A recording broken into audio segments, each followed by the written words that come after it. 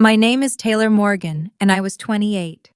The morning my father looked me in the eye and handed me a joke instead of an inheritance. We were sitting in a Century City law firm, in the kind of room that smells like lemon polish and expensive leather. My father, Richard, a real estate developer who measured a person's worth entirely by their leverage, sat at the head of the mahogany table. My older brother Trent sat across from me, tapping the screen of his phone. The estate attorney slid 2 manila envelopes across the wood. The attorney looked uncomfortable, keeping his eyes firmly on his notepad. Richard cleared his throat and announced he was distributing assets early to spare his estate a tax burden down the line. Trent opened his envelope first. He pulled out a crisp, notarized deed. The address was Prime Santa Monica Real Estate, a $1.2 million luxury condo with a clear title. Trent smirked, jingling the keys to his Mercedes, and did not even say thank you. He just nodded like a king accepting tribute. Then my father turned to me. He pushed the second envelope forward. Inside was a single quitclaim deed for a rural route address in Imperial County, California. A patch of deep desert known for dry lake beds and heat stroke. I looked at the paper. Then I looked at my father. He smiled, but the warmth did not reach his eyes. He called it a fixer-upper. He said he bought it in a bundle of foreclosures a decade ago and thought my analytical auditor brain could use a character-building challenge. He wanted to teach me the value of sweat equity. Trent let out a low laugh. He leaned back in his leather chair and watched me, waiting for the crack. He expected the flush of humiliation, the trembling voice, the inevitable argument about fairness that he could brush off as sibling jealousy. He expected me to cry over a piece of crumbling dirt while he walked away with $1 million. I did not give them the satisfaction. I picked up a blue pen, read the fine print on the waiver of retained interests, and signed my name. I handed the document back to the attorney. I looked at my father and thanked him quietly. His smile faltered for a fraction of a second. What neither of them knew was that my father's arrogant joke was about to backfire and cost him $8.4 million. Welcome to Elderly Stories, where we believe dignity always gets the last word. If stories about standing your ground against toxic family members hit close to home, let me know your age and where you are listening from in the comments, and be sure to subscribe. To understand the heavy silence in that law office, you have to understand the dinner we had the night before. We met at an upscale steakhouse in downtown Los Angeles. Richard insisted on paying, which meant Richard got to dictate the conversation. The ice in his scotch glass chimed as he raised it toward Trent, praising him as a visionary. "Not many guys your age have the stomach to weather a tech pivot like that," my father had said. Trent adjusted the cuffs of a jacket he had not paid for and talked about risk tolerance. He claimed you have to see the market before the market sees itself. I sat across from them, cutting my ribeye into precise squares. The tech pivot Trent was so proudly taking credit for was a vaporware startup that had burned through $2 million of angel funding. Most of that money belonged to our father. Trent had quietly rebranded the company just weeks before a fraud investigation could take root. But at the Morgan family table, failure dressed in a tailored suit was always labeled innovation. Then my father turned his attention to me. The warmth drained out of his voice. He asked how the spreadsheets were treating me, asking if I was still auditing regional supply chains. I kept my tone level and told him I was still keeping companies compliant. I learned a long time ago that showing emotion to Richard was like handing a weapon to a hostage taker. He called my life pedestrian but safe, musing that the world always needs people to check the math. That dinner was pure theater. It was the prologue for the real business scheduled the next morning. Richard needed to offload assets fast, and he decided to use the opportunity to bail out his golden child while putting me in my place. He needed a write-off, and I was the easiest target in the room. After the morning meeting in Century City, I did not go back to my apartment. I got in my Subaru and drove east on Interstate 10, leaving the glass towers of Los Angeles far behind me. The smooth asphalt eventually gave way to the cracked, sun-bleached two-lane roads of the deep desert. The temperature gauge on my dashboard climbed steadily as the landscape flattened into scrub brush and dust. My father thought he was punishing me. He thought the Imperial County deed was a mirror reflecting what he believed I was worth. Nothing but barren dirt and unpaid labor. I pulled onto an unmarked access road. A swirling devil of dust swept across the horizon, settling to reveal the property. It was worse than a fixer-upper. It was a sagging, weathered 1950s farmhouse, standing alone in the unforgiving heat. The porch roof was caved in, the windows were milky with grit, and the surrounding land was a mosaic of baked mud. It looked exactly like a forgotten grave. I stepped out of the car and felt the dry wind chap my lips immediately. I walked up to the front, the wooden boards groaning under my boots. I am an auditor. My entire career is built on finding the hidden numbers, the quiet discrepancies people overlook when they are too confident in their own success. Richard bought this land blind, looking only at the surface. Trent laughed because he only valued things with a lobby and a concierge. I pushed open the front door. The air inside smelled of dry rot, desert sage, and abandoned decades. I walked through the empty front room, my boots leaving fresh prints in the thick dust. I did not know it yet, but as I stood in the ruined living room of my joke inheritance, I was standing directly on top of the key to my own freedom. The heat inside the Imperial County farmhouse was a physical weight. By noon on Saturday, the temperature hovered near 110 degrees. There was no running water, no electricity, and no cell service, unless I stood on the sagging roof of the front porch. Most people would have taken one look at the rotted floorboards and the pack rat nests and driven straight back to Los Angeles. But I am not most people. I spent my childhood fixing the things my brother broke. When Trent crashed his first car, I was the one who buffed out the paint and negotiated with the mechanic so our father would not find out. When Trent failed his sophomore math class, I spent my summer tutoring him so he could keep his spot on the lacrosse team. Cleaning up messes was my default state. I tied a bandana over my nose and mouth, picked up a heavy-duty trash bag, and started shoveling. For 2 days I did not stop moving. I hauled out decades of ruined furniture.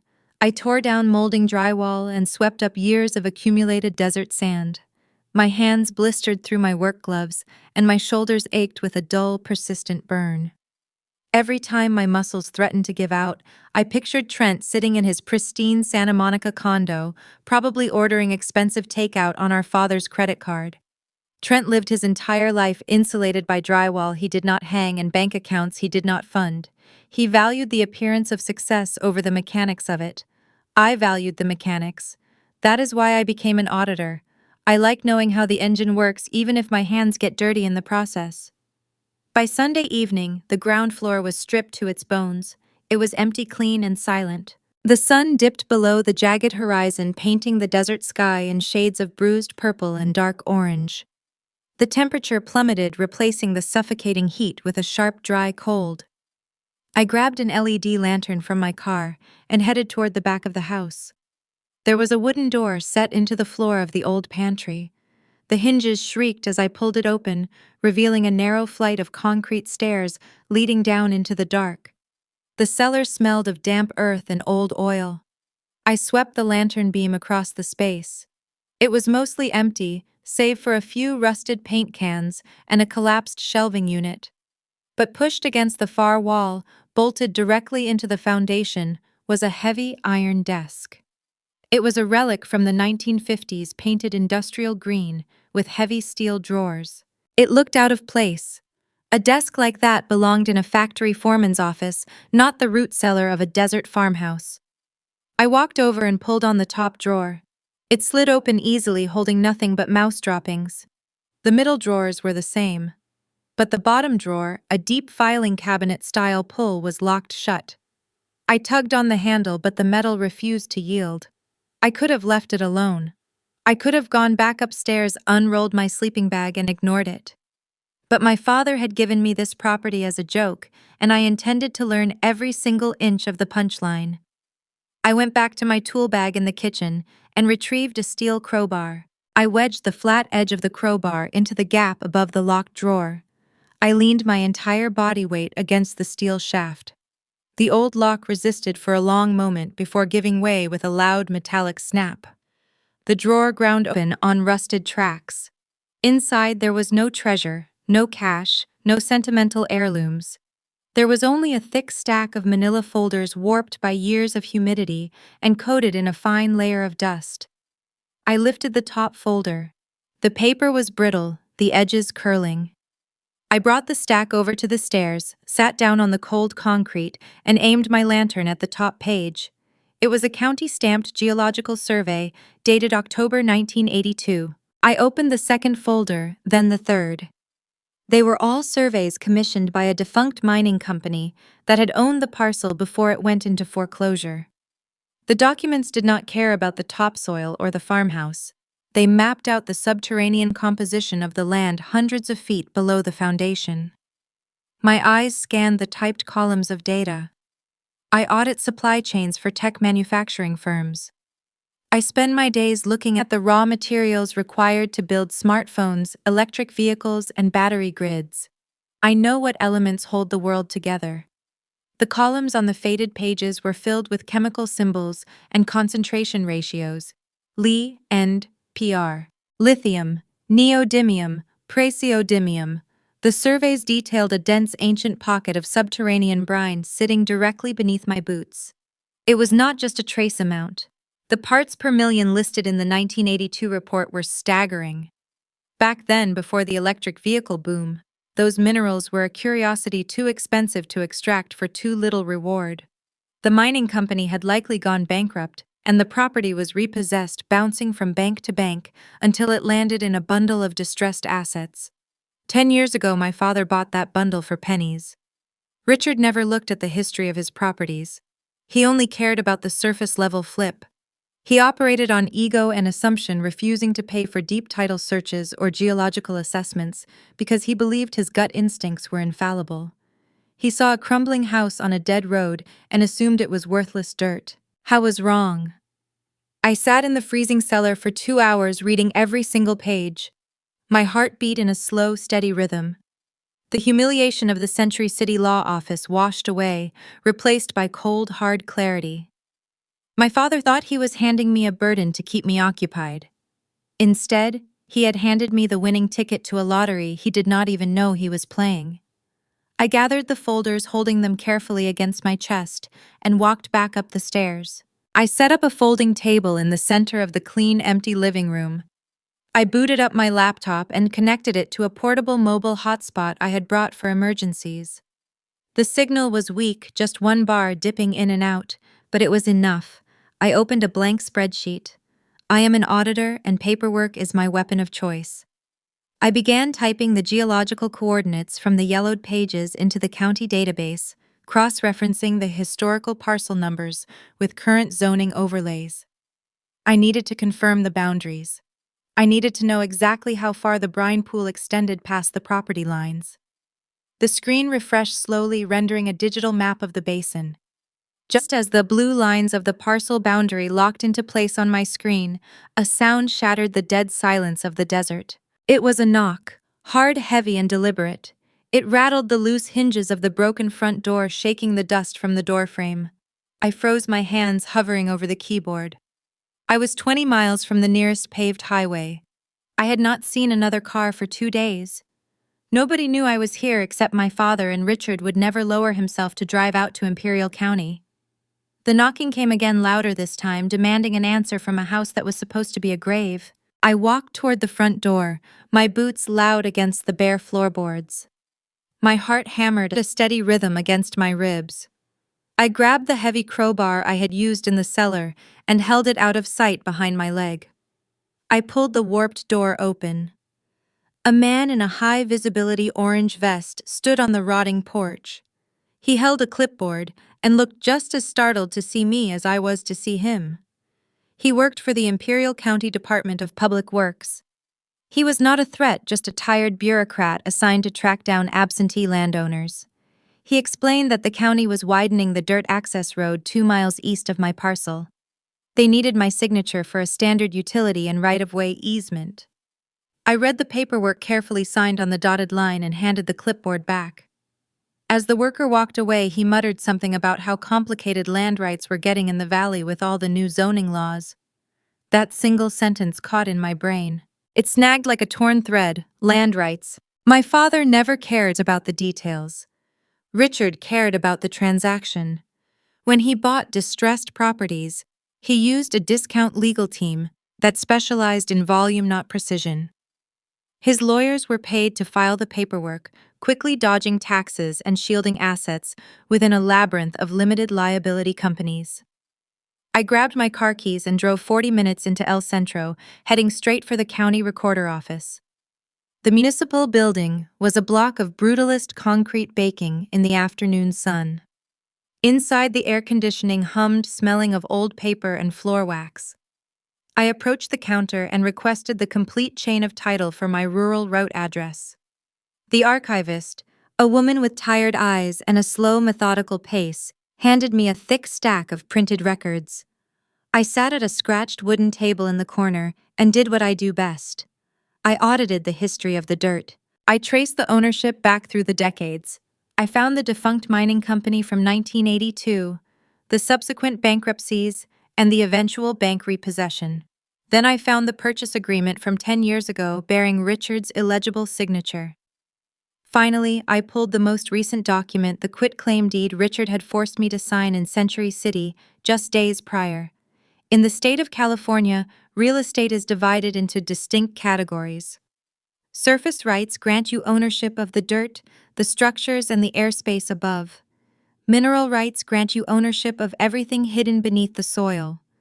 Resource extraction companies often buy the mineral rights while leaving the surface rights to the homeowner.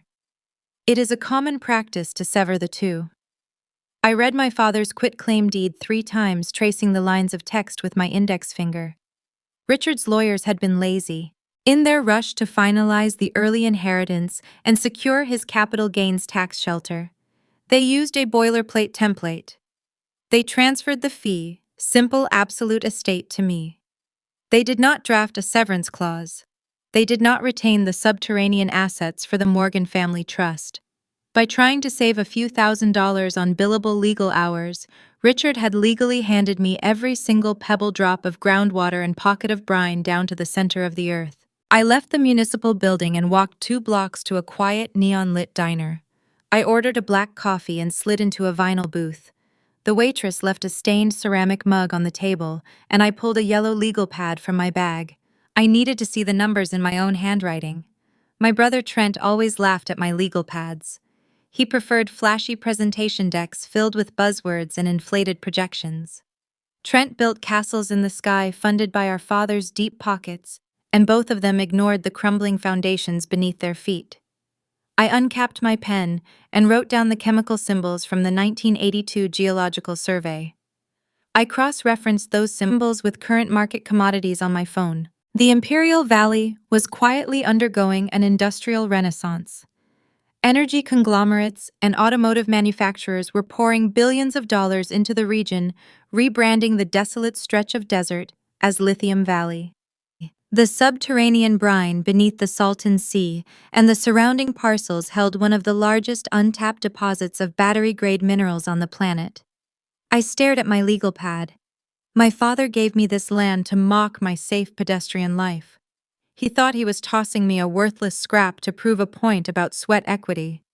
Instead, his arrogance and his relentless greed had combined to create the perfect loophole. I owned the mineral rights to a parcel sitting directly on top of a geopolitical gold mine, and the paperwork was ironclad. A 1982 survey was a fantastic starting point, but it was not actionable data in the modern market. If I wanted to leverage this discovery, I needed current proof. I searched online and found an independent geological testing firm based in San Diego. They specialized in deep soil and brine composition. I called their office from the diner booth and hired a core sampling team. The fee was steep, draining a significant portion of my own modest savings account. But an auditor knows the difference between an expense and an investment. I paid the retainer out of pocket and scheduled them to visit the property the following week. The survey crew arrived in 2 heavy-duty trucks. They were professionals setting up their drilling equipment with quiet efficiency. They worked for 3 days, sinking narrow test pipes deep into the earth to extract brine samples, packing the vials into secure cases. When they finished, the lead engineer told me the laboratory analysis would take about 3 weeks. I spent those 3 weeks turning the ruined farmhouse into a functional base of operations. I patched the sagging roof, replaced the broken window panes, and installed a heavy deadbolt on the front door. The physical labor kept my mind focused.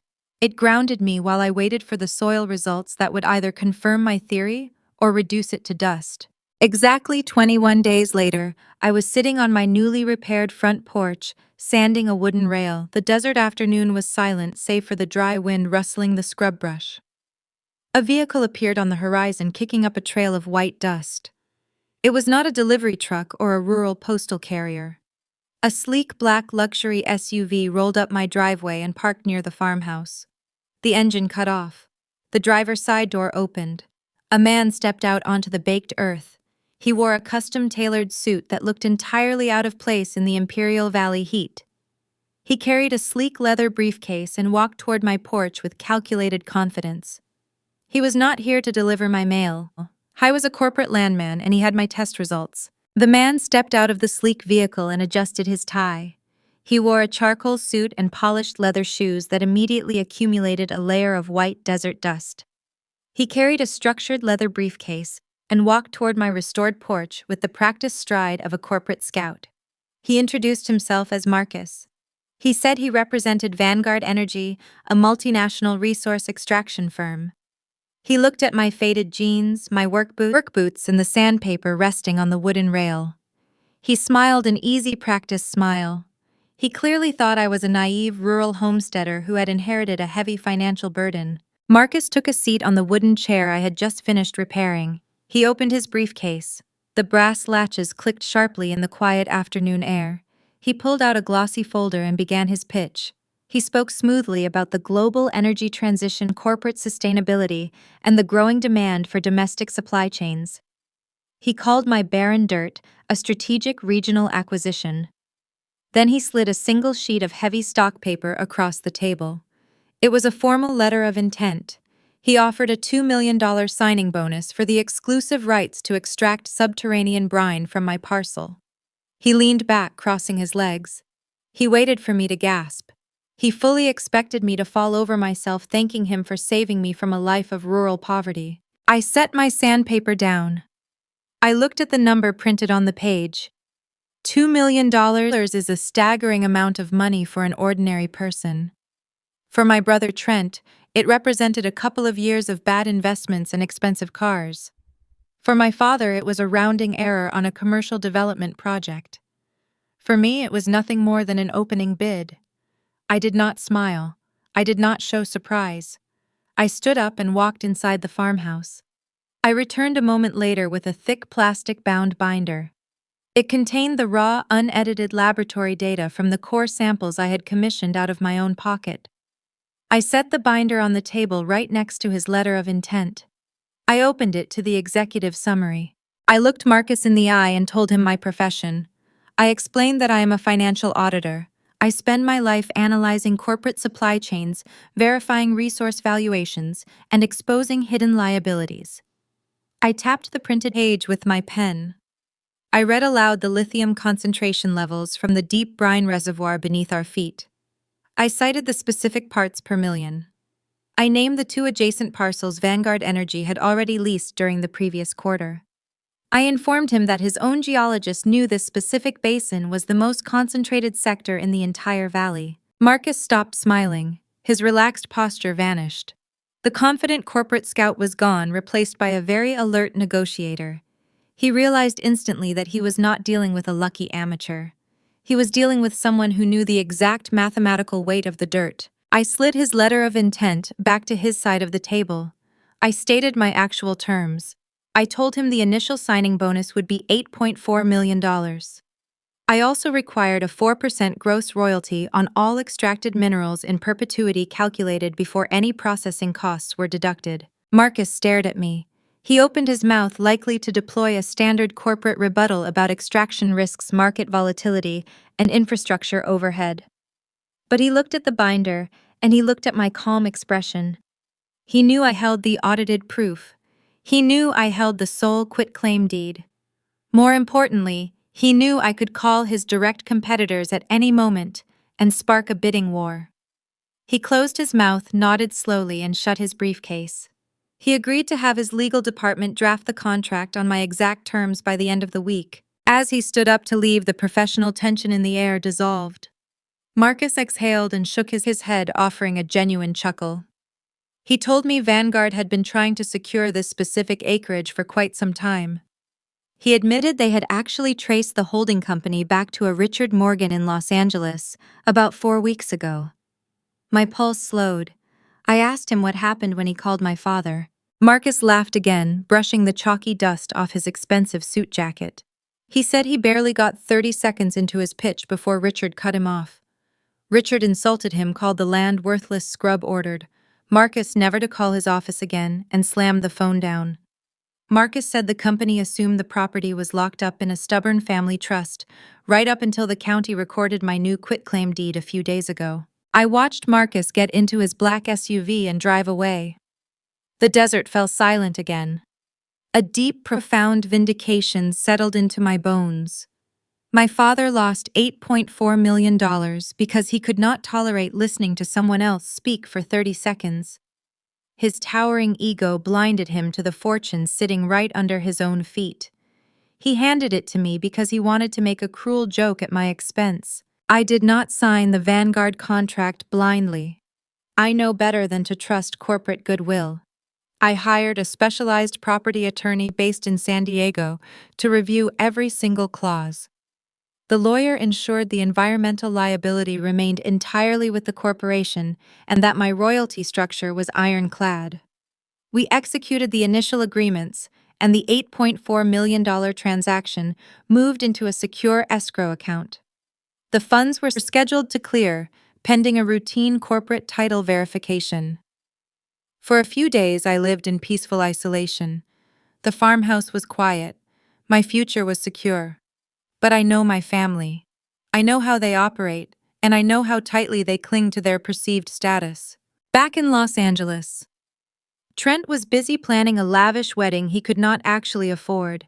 His fiancée was a woman named Jessica. Jessica was a cutthroat luxury real estate agent who trusted no one. She built her entire career by verifying every asset her clients claimed to own. She was marrying into the Morgan family, and she wanted to ensure the family fortune was as solid as Trent boasted. Jessica did not trust Trent's vague explanations about his failing tech startup. She decided to conduct her own due diligence to ensure her safety net was real. She logged into her commercial real estate databases late one evening. She ran a comprehensive search on the Morgan Family Trust and all associated property holdings. She expected to find a neat portfolio of commercial high-rises and lucrative residential developments. Instead, her search software flagged a recent highly unusual anomaly. A large corporate lien query had just been registered against a rural parcel in Imperial County. The query originated from Vanguard Energy. Jessica dug deeper into the public county records.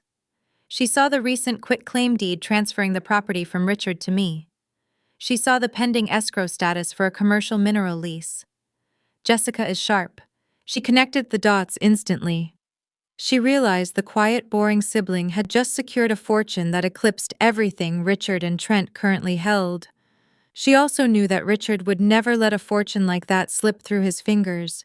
The secret was out, and the countdown to a family war had officially begun. The morning air in the Imperial Valley was crisp and still, carrying the scent of dry sage and cooling sand.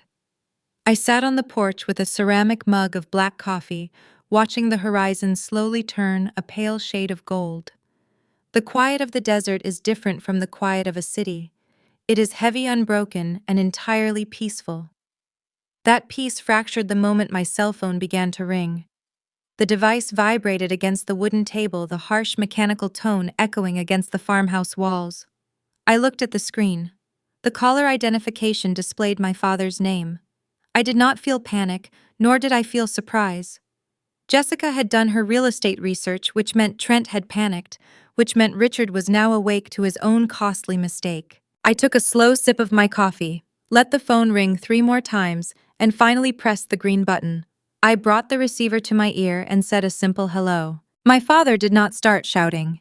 He did not sound angry. Instead, his voice radiated a thick, artificial warmth. It was the exact tone he used when closing a lucrative commercial real estate deal with city politicians. He asked how the desert was treating me. He chuckled a smooth, practiced sound and told me he always knew my work ethic would shine through once I got out of the city. He spent 2 full minutes complimenting my dedication to fixing up the old property, weaving a narrative where he was the proud mentoring patriarch who had orchestrated this success all along. I let him speak. An auditor knows that if you let a liar talk long enough, they will eventually explain exactly how they plan to steal from you. Richard finally pivoted to the real reason for his call. He adopted a weary, conspiratorial tone as if we were two executives managing a minor corporate crisis. He told me he had just fired his lead estate attorney. He claimed the law firm had made a highly embarrassing clerical error during our meeting in Century City. According to his new narrative, the quitclaim deed was only supposed to transfer a surface leasehold to me, keeping the parcel firmly under the umbrella of Morgan Holdings. He sighed into the receiver, blaming incompetent paralegals and rushed tax deadlines. He then smoothly transitioned into his demand. He framed it not as a surrender, but as a minor administrative correction. He asked me to sign a new set of documents, a corrective deed transferring the full title back to the family trust. Then came the bribe. He lowered his voice, sounding generous and fatherly. He told me that because I had done such a diligent job catching Vanguard Energy's interest, he wanted to reward my sharp eye. He promised to wire $50,000 into my account the moment the corrective deed was notarized. He called it a finder fee.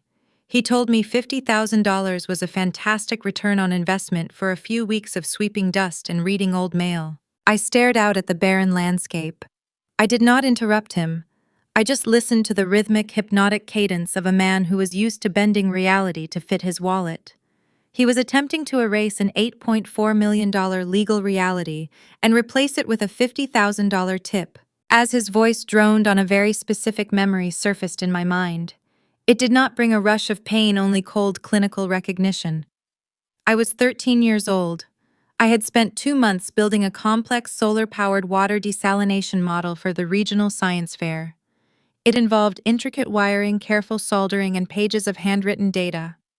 I wanted to win a scholarship camp placement. Trent, who was a high school sophomore at the time, was failing his earth sciences class. If he failed, the school would bench him for the lacrosse playoffs. On the morning of my science fair, Richard walked into my bedroom. He did not ask for permission. He picked up my desalination model, peeled off my printed name tag, and slapped a piece of masking tape with Trent's name over the plastic base. I remembered standing in the doorway, staring at the empty space on my desk. Richard looked down and handed me a $20 bill. He told me family helps family. He said Trent needed a win to stay on the team, and that I was smart enough to just build another one next year.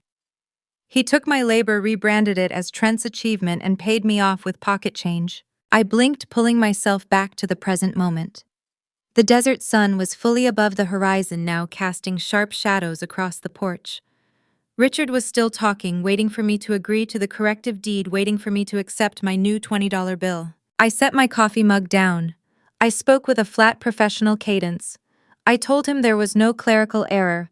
I reminded him that he signed a waiver of retained interests, specifically to dodge his capital gains tax liability, and that the fee, simple absolute transfer, was ironclad. I informed him that the Vanguard Energy contract was already executed, the environmental liabilities were shifted, and the escrow account was active. I told him the conversation regarding ownership of the Imperial County parcel was permanently closed. The silence on the other end of the line was heavy.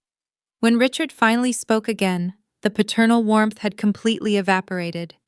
The mask slipped, leaving nothing but pure distilled hostility. His voice dropped an octave, turning rigid and cold. He told me I was making a profound mistake. He promised that if I did not sign the property back over to the family by Monday morning, he would ensure I regretted my arrogance for the rest of my life. He said I had no idea what kind of resources he could mobilize to protect his legacy. I did not offer a rebuttal. I simply ended the call. I spent the rest of the day insulating the repaired windows, pushing my father's threats out of my mind. I believed I held all the leverage. I possessed the deed, the geological data, and the corporate backing of a multinational energy firm. I thought his anger was just the hollow reaction of a defeated narcissist. I underestimated his willingness to inflict collateral damage. The following morning, I drove my Subaru into the nearest town to purchase a new water filtration system and several boxes of heavy-duty wiring. I loaded the supplies onto a flatbed cart at the local hardware store and pushed it to the checkout counter. The cashier rang up the items totaling just over $400. I pulled my primary debit card from my wallet and swiped it through the terminal. The machine beeped a sharp negative tone.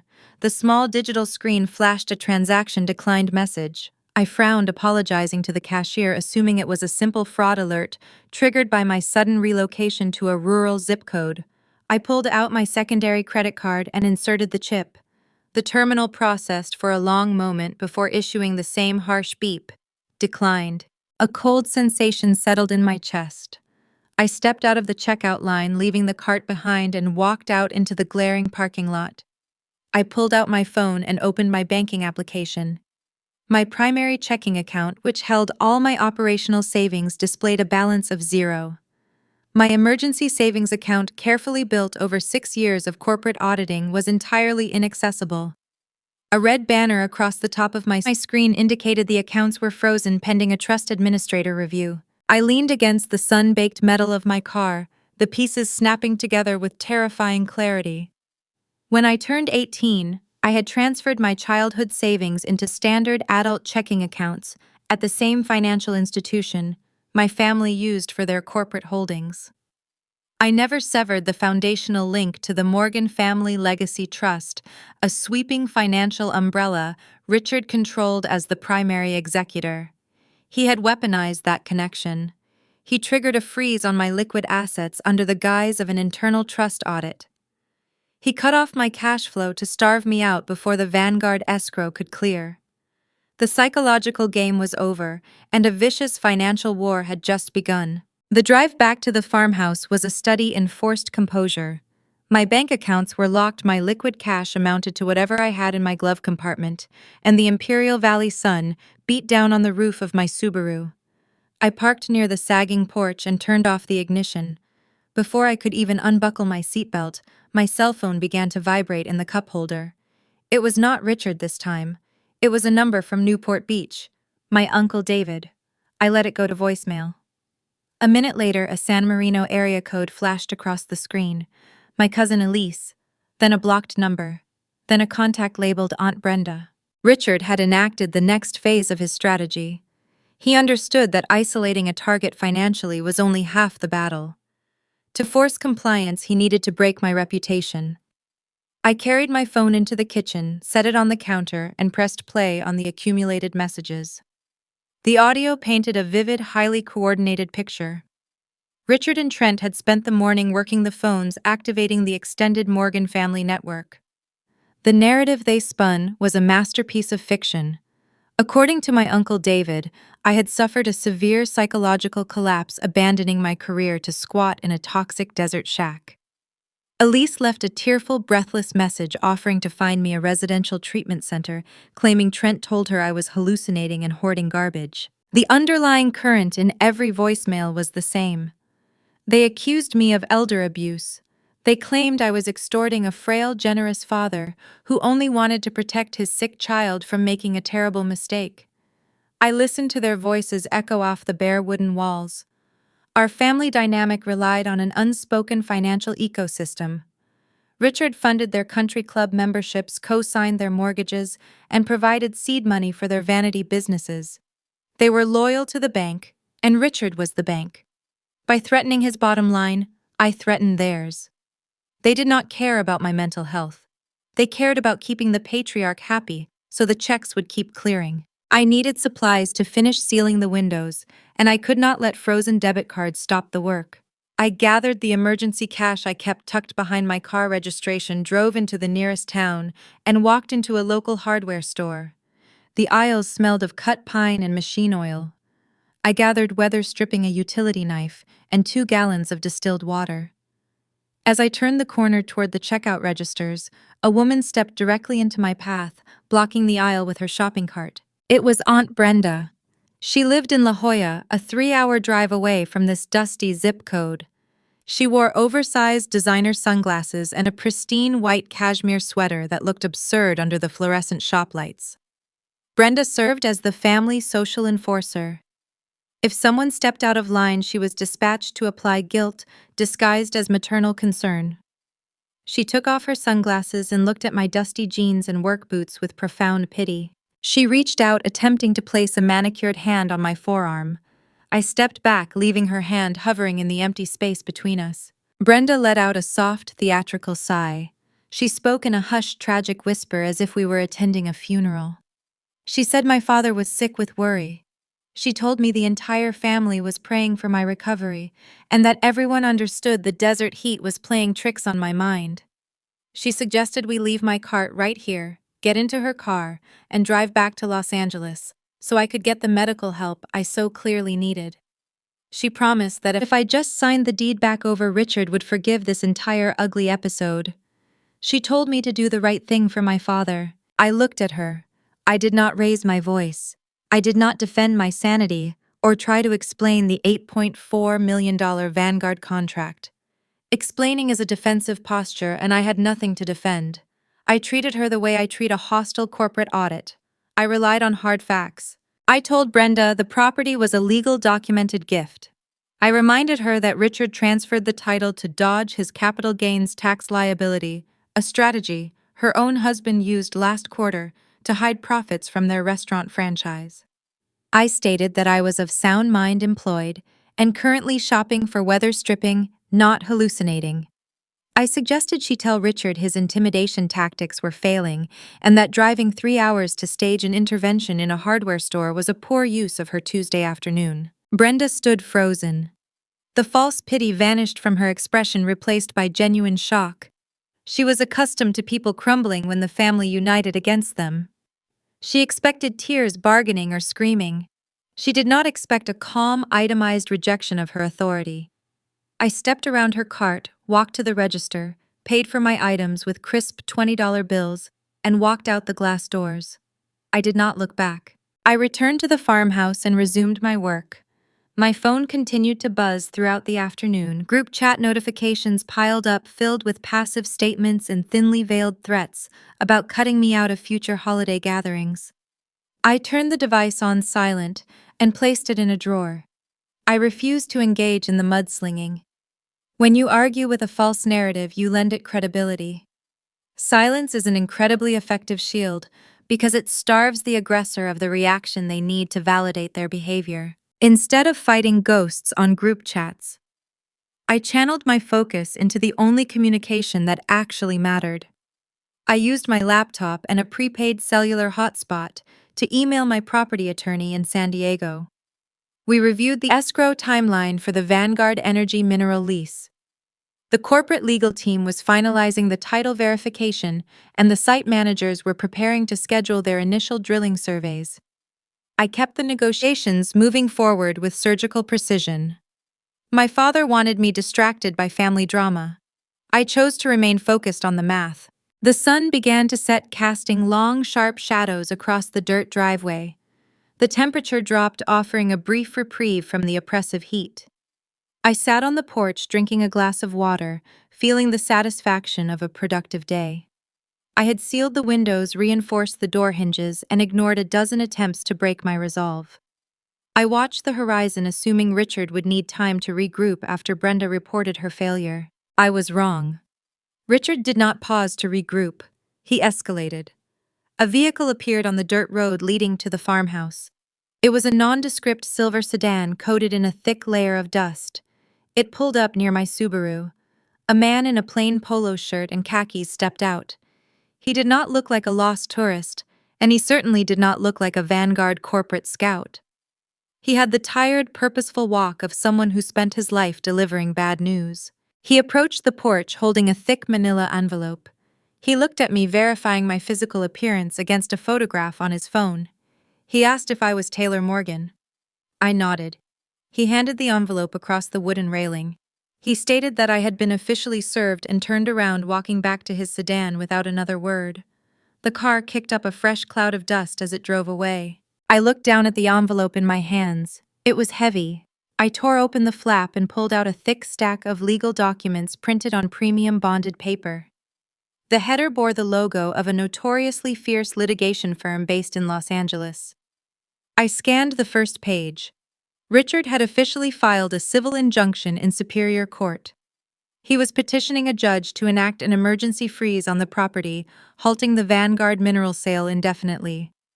The social squeeze had failed, so my father deployed his next weapon. He was dragging me into a legal war designed to bleed me dry. The heavy envelope felt like a brick of intimidation in my hands. I sat on the repaired porch and broke the seal, sliding out 40 pages of dense legalese. The header belonged to a Century City litigation firm known for scorched earth tactics. My father was not trying to win a nuanced judicial debate. He was trying to bankrupt me. In the American legal system, justice is frequently determined by who can afford to keep fighting the longest. Richard possessed deep pockets, and my bank accounts were frozen. He anticipated I would panic at the prospect of mounting attorney fees and surrender the deed to stop the financial bleeding. I read the petition carefully. The central argument hinged on a concept called lack of explicit intent. The lawyers claimed Richard never meant to transfer the subterranean assets, characterizing the quitclaim execution as a simple administrative oversight. They demanded a judge freeze the property and halt any commercial leasing until a trial could sort out the true ownership. I did not panic. I packed the documents into my bag, locked the farmhouse, and drove west toward the coast. The harsh baked landscape of the Imperial Valley gradually yielded to the cool marine layer of San Diego. I navigated the coastal highway, pulling into the underground parking garage of a modest glass building. My property attorney did not operate out of a penthouse suite. His name was Harrison. He wore tailored corduroy jackets, kept his desk meticulously organized, and spoke with the quiet precision of a clockmaker. Harrison specialized in complex real estate transactions and mineral rights. He did not yell in courtrooms or posture for the cameras. He dismantled opposing counsel using footnotes and obscure zoning precedents. I walked into his office and placed the thick stack of papers on his desk. Harrison adjusted his wire-rimmed glasses and began to read. The room was silent save for the ticking of a wall clock and the crisp turning of pages. I watched his face for any sign of concern. The Los Angeles litigators had cited a dozen precedents involving mistaken transfers and familial disputes over real estate. They requested an immediate injunction to halt the Vanguard Energy lease, arguing that the asset was in dispute and must remain untouchable. It was a formidable wall of text, designed to look insurmountable to a layperson. Harrison finished reading the final page. He set the document down, aligned it perfectly with the edge of his desk, and leaned back in his leather chair. He did not look intimidated, he looked faintly amused. He steepled his fingers and explained their strategy. He said the opposing firm was relying on brute force, hoping we would fold before anyone actually read the fine print. They argued that because mineral rights were not explicitly named in the transfer, Richard retained them by default. It was a clever narrative, assuming the original transaction was a standard property handover. But Harrison knew it was not a standard handover. I watched him open a separate file folder on his desk. He pulled out the original Century City paperwork, the very documents my father had forced me to sign. Harrison slid a specific page across the wood, pointing to a paragraph near the bottom with his silver pen. He asked me if I remembered why Richard initiated the early inheritance. I nodded, stating it was to avoid a looming capital gains tax penalty. Harrison smiled. He explained that in order to qualify for that highly lucrative tax shelter under California law, the grantor must irrevocably waive all retained interests in the property. A partial transfer would trigger a federal audit and void the tax break. Richard was so desperate to shield his money from the Internal Revenue Service that he instructed his accountants to file the most comprehensive gift deed available. By legally dodging the government, my father had severed every possible tie to the land, including the dirt, hundreds of feet below the foundation. Harrison tapped the signature line. It bore Richard's distinctive sprawling handwriting. A low chuckle escaped Harrison's throat. It was a rare display of emotion from the restrained lawyer. He told me the opposing firm had constructed a beautiful argument for an entirely different scenario. In this reality, Richard's own greed had locked the door and thrown away the key. If Richard went before a judge and claimed he secretly intended to retain the mineral rights, he would be confessing to federal tax fraud on the public record. He would have to admit he falsified a government document to hide wealth. Harrison leaned forward, his eyes bright with professional satisfaction. He advised me to do nothing. He said we would file a simple motion to dismiss attaching the tax waiver as Exhibit A. He instructed me to let Richard spend hundreds of thousands of dollars filing loud, aggressive motions that a judge would inevitably throw out. The relief was a physical sensation unspooling the tension in my shoulders. The trap Richard thought he had sprung was toothless. I thanked Harrison, paid his retainer invoice using the last of my emergency cash reserves, and left the coastal city. I drove back into the sweltering heat of the desert, my mind clear and focused. I refused to let my father's expensive legal tantrums derail my timeline. The Vanguard Energy contract was the only thing that mattered. The multinational corporation possessed the resources to outlast any minor injunction, and their own legal department was already reviewing the title clearance. Escrow was advancing steadily. For the next 3 days, I ignored the pinging notifications on my phone. The Los Angeles lawyers sent aggressive emails filled with arbitrary deadlines and demands for mediation. I forwarded them all to Harrison and went back to work on the farmhouse. I installed a portable generator to ensure I had reliable power for my laptop. I communicated daily with Marcus, the Vanguard landman, coordinating the logistics for the upcoming corporate survey team. The multinational firm wanted to mark the drilling pads before the end of the month.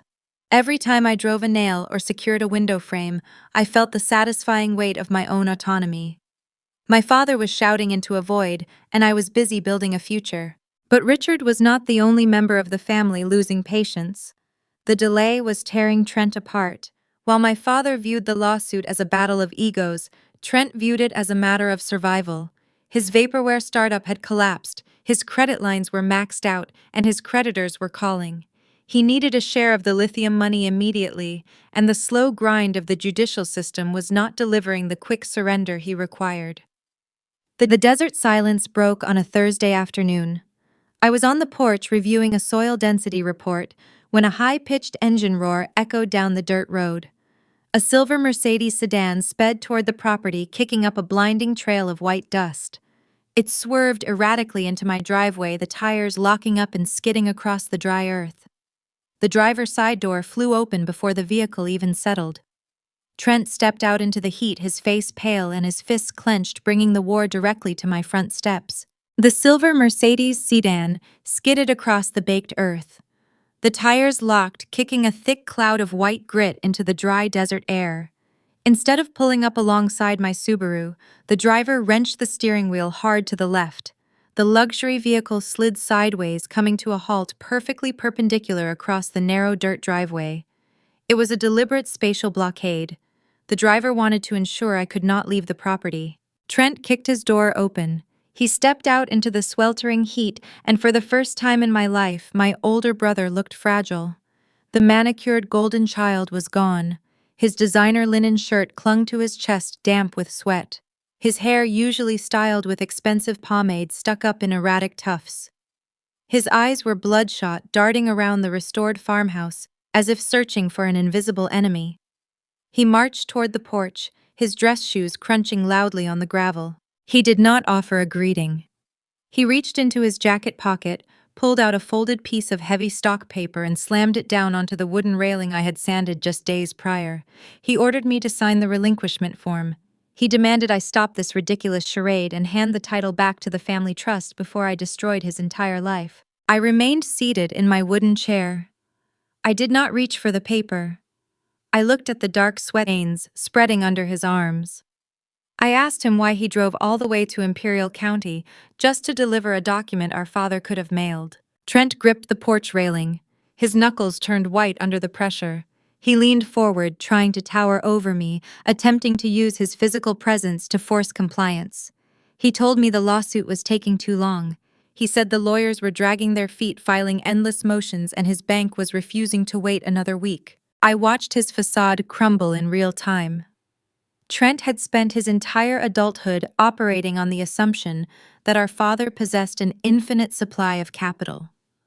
Whenever Trent failed, Richard simply wrote a check to make the failure disappear.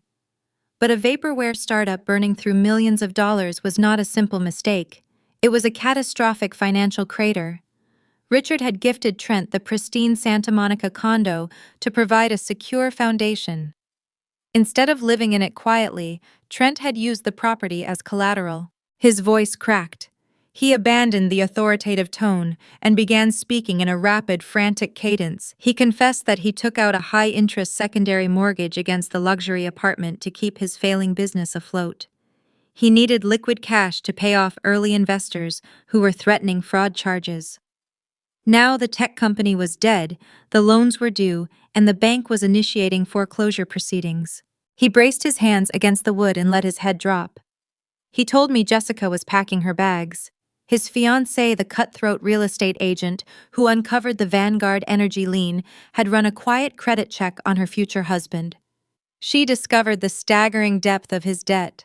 She realized she was not marrying into a lucrative real estate dynasty. She was anchoring herself to a sinking ship. She told Trent she would cancel the wedding unless he secured a significant portion of the lithium money to clear his ledgers. Trent looked up at me, his eyes wide and desperate. He begged. The golden child who had smirked in the Century City law office while I accepted a joke inheritance was now standing on my porch asking for a bailout. He pleaded with me to sign the deed over. He promised that if I gave the land back to Richard, our father would distribute the $8.4 million evenly. He swore I would get a fair cut once the Vanguard contract cleared escrow. I stared at him. The sheer audacity of his request hung in the hot air. He wanted me to surrender an ironclad multi-million-dollar asset back to a man who despised me based on the frantic promise of a brother who could not even balance a basic checkbook. I did not yell. I did not list the decades of slights, the stolen science fair projects, or the frozen bank accounts. Engaging in an emotional argument would only validate his belief that my decisions were driven by petty sibling rivalry. I reached into my pocket and retrieved my burner phone. I unlocked the screen, opened the camera application, and pressed the red record button. I pointed the lens directly at his flushed face. I kept my voice flat, maintaining the clinical detachment of a formal audit. I stated my name, the date, and the location.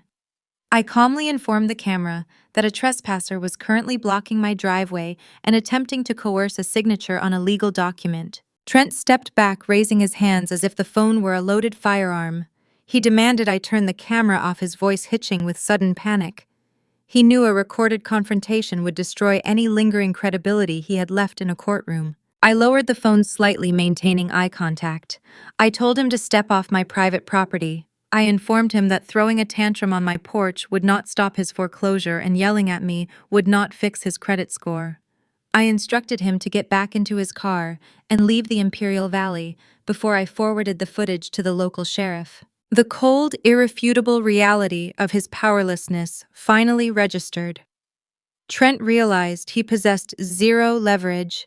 He could not charm me, he could not bully me, and he could not steal from me. His face twisted into a mask of unfiltered hatred. He spat a final breathless curse, turned on his heel, and stalked back to his vehicle. He wrenched the car door open and threw himself into the driver's seat. The engine roared to life. He slammed the gearshift into reverse and hit the accelerator too hard. The Mercedes lurched backward, its rear tires spinning in the loose dirt. In his blind rush to escape, Trent misjudged the angle of the narrow driveway. The undercarriage of the luxury sedan caught the edge of a deep, hardened rut. A loud, sickening crunch of tearing plastic and grinding metal pierced the desert silence. Trent did not stop to inspect the damage. He shifted into drive and sped away, dragging a piece of his shattered front bumper along the dirt road, leaving a jagged trail in the dust. I stood on the porch and watched the white clouds settle.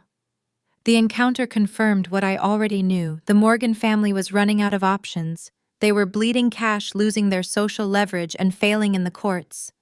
Desperation makes people unpredictable, and I knew my father would not let Trent's humiliating retreat go unanswered. I slept lightly that night, keeping the heavy crowbar resting against the wall near my bed. The desert remained silent, but the quiet felt less like peace and more like the drawing back of a bowstring. The tension broke the following morning just after 10 o'clock. A white delivery van belonging to a private courier service navigated the long dirt road. The driver stepped out holding a thick, rigid cardboard envelope requiring a direct signature. I signed the electronic datapad, took the package, and brought it inside the cool shade of the kitchen. The return address belonged to the Century City litigation firm. I sliced the cardboard open and pulled out a single sheet of heavy bond paper. It was not a court motion or a request for mediation. It was a formal typed ultimatum. The letter stated that the family trust no longer recognized the validity of my occupancy. It claimed my presence on the property constituted a hostile takeover of a corporate asset. The final paragraph delivered the true threat. The bulldog lawyer informed me that I had exactly 72 hours to vacate the premises and surrender the original deed. If I failed to comply by the third morning, Richard Morgan would arrive in person to execute an emergency eviction and forcibly take possession of the land. The ticking clock had officially started. 72 hours. I folded the heavy bond paper and placed it on the kitchen counter. My father was operating far outside the boundaries of the law, relying on the sheer weight of his reputation to crush my resistance.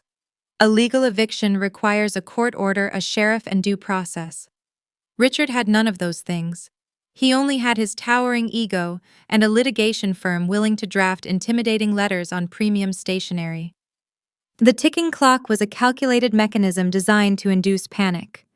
He wanted me to spend 3 days staring at the walls, letting my imagination invent terrors that did not actually exist. It was early afternoon when the ambient hum of the farmhouse abruptly died.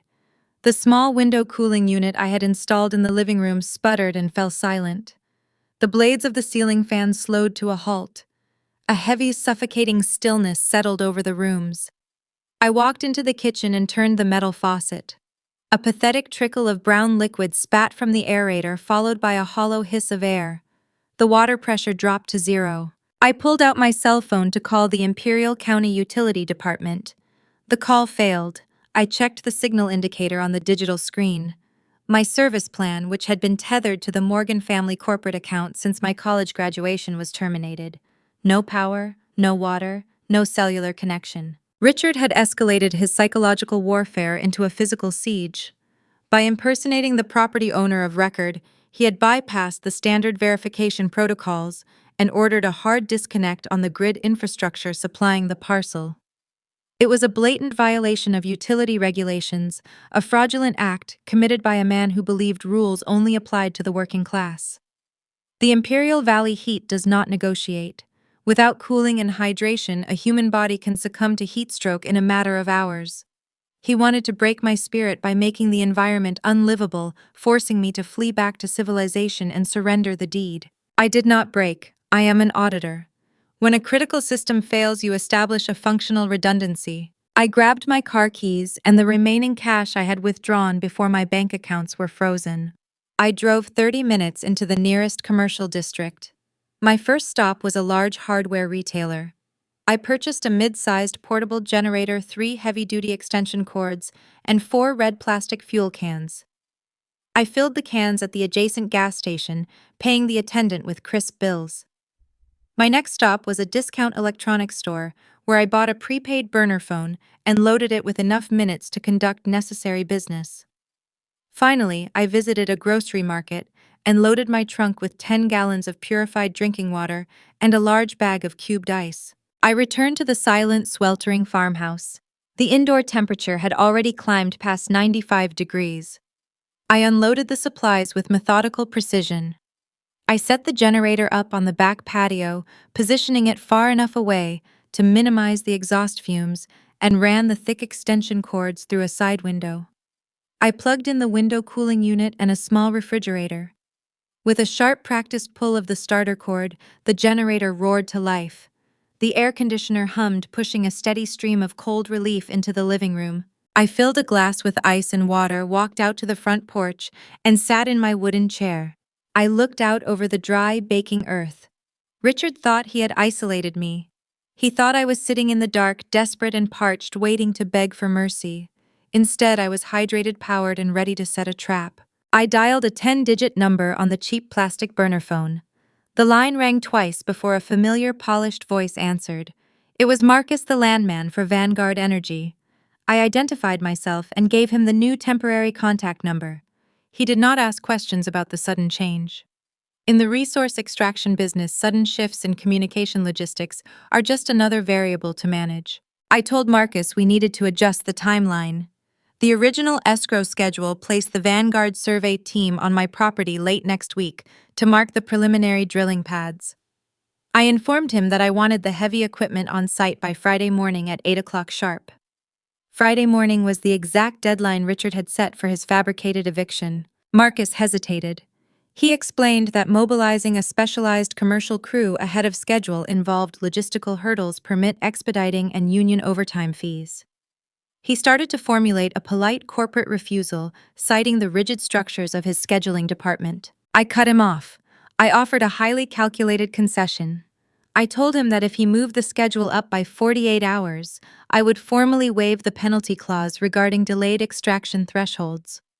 That specific concession would save Vanguard Energy nearly $200,000 over the first year of the lease. The silence on the line stretched as Marcus ran the math in his head. The offer was far too lucrative for a corporate scout to ignore. He agreed. He promised the site manager and a full survey crew would roll up my dirt driveway at 8 o'clock on Friday morning. I thanked him and ended the call. The board was set. The chess pieces were moving exactly where I needed them to go. For the next 2 days, I lived in a surreal state of calm. The generator thrummed in the background, keeping the oppressive heat at bay. I spent my time organizing documents, making sure every piece of paper was flawless. This was not the first time I had witnessed Richard use dirty tactics to secure a property. Years ago, I watched him ruin a rival developer by anonymously reporting non-existent environmental hazards on a construction site, stalling the project until the rival went bankrupt. Richard viewed morality as a weakness. He assumed everyone else possessed a breaking point. He believed he just had to apply enough pressure to find it. He never realized that by treating me like an unpaid employee, my entire life he had trained me to endure his pressure without flinching. The sun set on Thursday evening, casting a brilliant array of crimson and violet across the vast desert sky. The 72-hour window was closing. Tomorrow morning, Richard would arrive, expecting a capitulation. I was sitting at the kitchen counter reviewing the Vanguard contract by the glow of a battery-powered lantern when the burner phone vibrated against the wood. The caller identification displayed an unknown number. I pressed the answer button and held the plastic device to my ear. A woman spoke. Her voice was hushed, carrying a heavy weight of guilt and anxiety. She asked if it was Taylor. I recognized the voice immediately. It was Sylvia. She had been my father's executive secretary for over 20 years. She managed his calendar, organized his flights, and knew the combination to his private safe. She had always treated me with a quiet kindness that Richard never bothered to notice. Sylvia apologized for calling so late. She said she had used an office landline to bypass any digital tracing. Her words tumbled out in a rushed, nervous stream. She told me I needed to leave the Imperial County property tonight. She warned me that Richard was not bluffing about the eviction. He had spent the entire afternoon meeting behind closed doors with his lead litigator.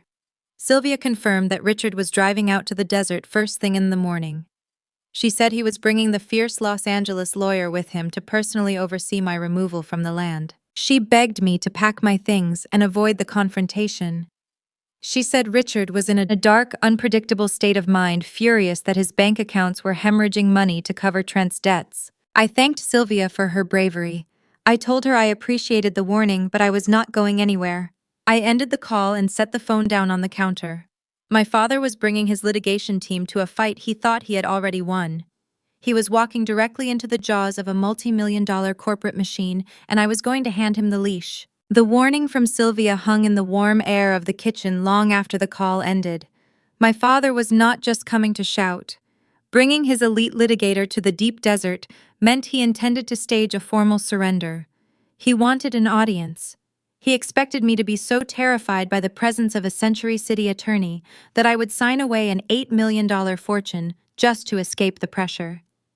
Richard always utilized professionals as props to reinforce his authority. He did not realize that bringing a licensed officer of the court to this specific confrontation was a critical tactical error. Lawyers are bound by ethics boards' liability clauses and the threat of disbarment. They cannot ignore hard evidence the way an arrogant parent can. I turned away from the kitchen counter and walked into the living room. The portable generator hummed steadily outside the window, providing reliable power to my laptop and a compact laser printer I had purchased during my supply run. I opened my encrypted digital vault. It was time to assemble the final defense. I am an auditor, which means I understand that arguments are won before anyone ever opens their mouth. Victory belongs to the person holding the most pristine paper trail. I loaded fresh paper into the printer tray and clicked the print icon. The machine whirred to life, spitting out warm, crisp pages. The first document was a certified copy of the original quitclaim deed. It showed the unambiguous transfer of the Imperial County parcel into my name, stamped and recorded by the municipal clerk.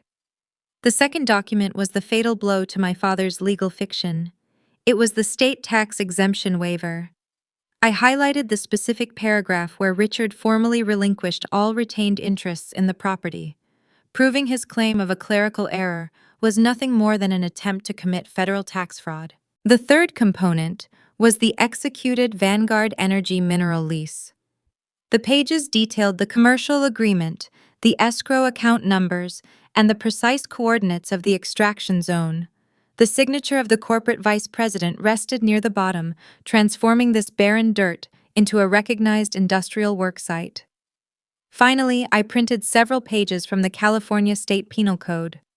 I highlighted the statutes defining criminal trespass on an active commercial leasehold.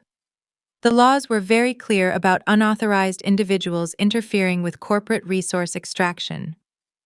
I arranged the pages in a logical chronological sequence and slid them into a thick manila folder. I picked up the folder and a battery-powered lantern. I walked down the narrow concrete stairs into the cellar. The air down there was cool and smelled of dry earth. I approached the heavy green industrial metal desk bolted to the foundation.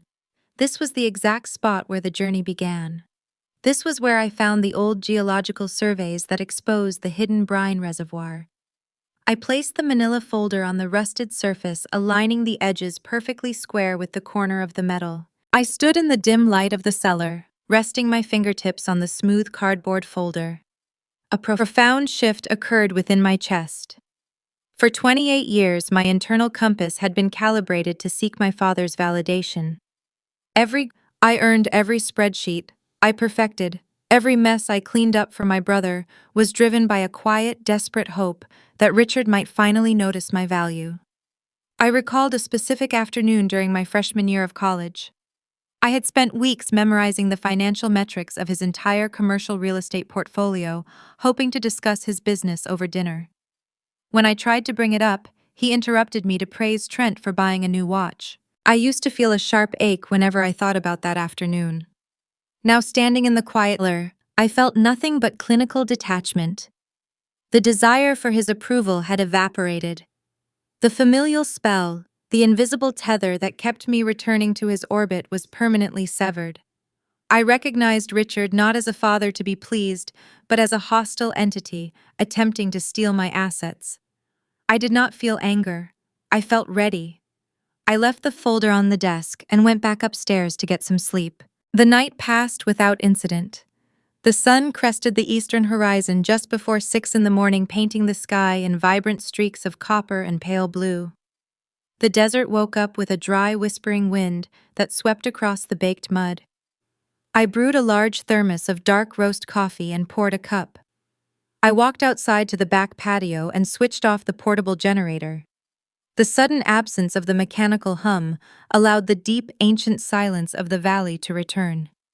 I wanted the environment to be perfectly still for what was about to happen. I retrieved the manila folder from the cellar and brought it up to the front porch. I set it down on the small wooden table next to my coffee mug. I brushed a thin layer of grit off the repaired railing and took a seat. The air was already beginning to warm, hinting at the punishing heat that would arrive by midday. I checked the time on my phone. It was 7:45. The Vanguard Energy Survey team was scheduled to arrive in 15 minutes, and my father was operating on his own fabricated deadline. The timing was a delicate high-stakes convergence. I looked down the long, unmarked dirt road leading to the highway. The landscape was empty, a vast expanse of scrub brush and cracked earth stretching toward the jagged mountains. A hawk circled high above, riding the thermal currents. Then the silence broke. A low, rhythmic sound vibrated through the ground before it reached my ears. It was the distinct guttural roar of a high-performance engine pushing too hard over uneven terrain. A towering plume of white dust rose above the horizon line. The vehicle crested a small ridge glinting fiercely in the early morning sunlight. It was a heavy-duty luxury SUV, the kind designed for suburban driveways rather than deep desert ruts. The black paint was coated in a layer of chalky dirt, but the imposing silhouette was unmistakable. It was hurtling down the access road at a dangerous speed, closing the distance to the farmhouse rapidly. Richard had arrived to claim his prize, bringing his attorney to finalize the paperwork and kick me out into the heat. The vehicle swerved around a curve, heading straight for my front steps, rushing blindly into the trap I had spent 3 days building. The black luxury vehicle roared closer, its pristine chassis choked with thick desert grime. It crested the final incline and skidded to a halt mere feet from the front steps, the heavy tires churning up a dense cloud of pulverized earth. The engine cut off, leaving a ringing silence in its wake. The driver's side door swung open first. Richard stepped out into the morning heat. He wore a crisp linen golf shirt and expensive slacks, dressing for a casual victory lap rather than a confrontation. He fully expected to find a ruined, desperate child begging for a glass of water. He anticipated the farmhouse would be a sweltering tomb rendered uninhabitable by his illegal utility shutoff. Instead, Richard looked up and saw a structurally sound building with repaired windows, a sweeping sturdy porch, and a quiet humming portable generator sitting safely in the shade. Trent emerged from the passenger side next. He still looked haggard from his previous visit, clutching his cell phone like a lifeline. His eyes darted nervously across the property, searching for a reason to justify his mounting panic. From the rear doors emerged a third man wearing a charcoal pinstripe suit. This was the Century City litigator. He looked profoundly uncomfortable in the arid environment, his expensive leather shoes sinking immediately into the loose, chalky dirt. Richard had brought this attorney to provide a terrifying veneer of legal authority. The lawyer was meant to be a human rubber stamp present solely to formalize my capitulation and ensure the deed transfer was binding before I could rethink my surrender. As the dust settled around the vehicle, Richard's gaze drifted past the restored facade of the house. His eyes landed on the backyard. The area I had spent days clearing of debris was no longer empty. 3 heavy-duty utility trucks sat parked in a neat, organized row. Their white paint gleamed under the rising sun, bearing the sharp blue corporate logos of Vanguard Energy. Around the vehicles, half a dozen men in high-visibility vests and hard hats were systematically unloading surveying equipment. They were unspooling thick yellow cables and driving bright orange marker flags deep into the soil. My father froze. The smug anticipation melted off his face, replaced by a profound, stuttering confusion. He blinked repeatedly, as if the punishing desert heat was projecting a complex mirage into his vision. Richard spent his entire career bullying local zoning boards, exploiting legal loopholes, and intimidating small business owners. He was accustomed to being the largest predator in any room. He had never walked onto a remote parcel of land and found a multinational corporate entity already setting up an industrial operation. His confusion lasted for exactly 5 seconds before it violently contorted into raw, unhinged fury. I did not stand at attention. I did not move toward the stairs to greet them. I remained exactly where I was, leaning comfortably against the sturdy wooden railing of the porch. I held my metal thermos in one hand, taking a slow sip of dark roast coffee. The liquid was hot and bitter, grounding me in the present moment. I watched the three men process the scene unfolding before them. I felt no fear. I observed my father the way a scientist observes a volatile chemical reaction safely contained behind thick safety glass. My pulse remained steady. The paperwork rested in the manila folder on the small table beside me, a silent testament to my preparation. Richard's face flushed a deep mottled shade of red. The veins in his neck bulged against the collar of his linen shirt. He pointed a trembling finger at the survey crew working near the rear property line. He spun on his heel and began barking frantic orders at the man in the pinstripe suit. He demanded that the lawyer call the county sheriff immediately. He ordered the attorney to draft emergency trespassing charges right there on the hood of the vehicle, claiming these workers had illegally breached a private family trust. Richard shouted that he would sue the energy company for millions, screaming that this was his land, and no one had the right to touch the soil without his explicit permission. The litigator pulled out a digital tablet, his brow furrowed in deep distress. He tried to reconcile the aggressive demands of his wealthy client with the reality of an organized commercial drilling crew occupying the space. Attorneys rely on precedent and controlled environments. Standing in the dirt, while his client screamed at men in hard hats, was not a scenario he was prepared to litigate. Trent watched the corporate workers unspooling their cables, and the remaining color drained from his face. He recognized the blue Vanguard logos from the commercial real estate databases his fiancée had searched. The physical presence of the trucks shattered his final delusion. He realized the lithium extraction was not just a theoretical negotiation. It was a tangible, active project, and it was moving forward without him. His knees buckled slightly, his hands gripping the side mirror of the luxury vehicle to keep himself upright. Richard took a step toward the backyard, raising his voice to a deafening pitch. He ordered the men in the high-visibility vests to drop their tools and vacate the premises. He threatened them with arrest, waving his arms to command their attention. The workers barely glanced at him. They continued planting their orange flags, entirely unfazed by the shouting man in the golf shirt. They did not take orders from angry civilians. They took orders from their site manager. Before the century, city lawyer could even unlock his tablet to dial the authorities. Heavy footsteps crunched on the gravel beside the side of the farmhouse. A new figure stepped into view. It was the Vanguard Energy site manager. He was a towering man with broad shoulders, wearing a faded denim work shirt, steel-toed boots, and a scuffed white hard hat. He carried a heavy metal clipboard and radiated the calm, immovable authority of someone who managed massive industrial operations for a living. The manager had spent his career navigating the volatile intersections of corporate resource extraction and angry local residents. He dealt with armed ranchers, environmental protesters, and aggressive land speculators on a monthly basis. A wealthy real estate developer throwing a tantrum on a Friday morning meant absolutely nothing to him. He walked directly toward the driveway, his stride long and purposeful. He did not shout, nor did he rush. He placed his imposing physical frame squarely between my porch and Richard's luxury vehicle, forming a human barricade. He looked down at my father, his expression hardened into a mask of professional annoyance. The site manager tapped his pen against the metal clipboard. His voice carried across the quiet desert air, deep and resonant, cutting right through my father's hysterical threats. He asked Richard to identify himself.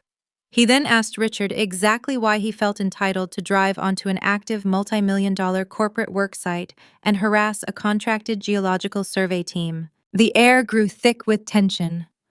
My father stood inches away from a man he could neither buy nor intimidate, while his elite attorney calculated the legal ramifications of confronting a corporate giant.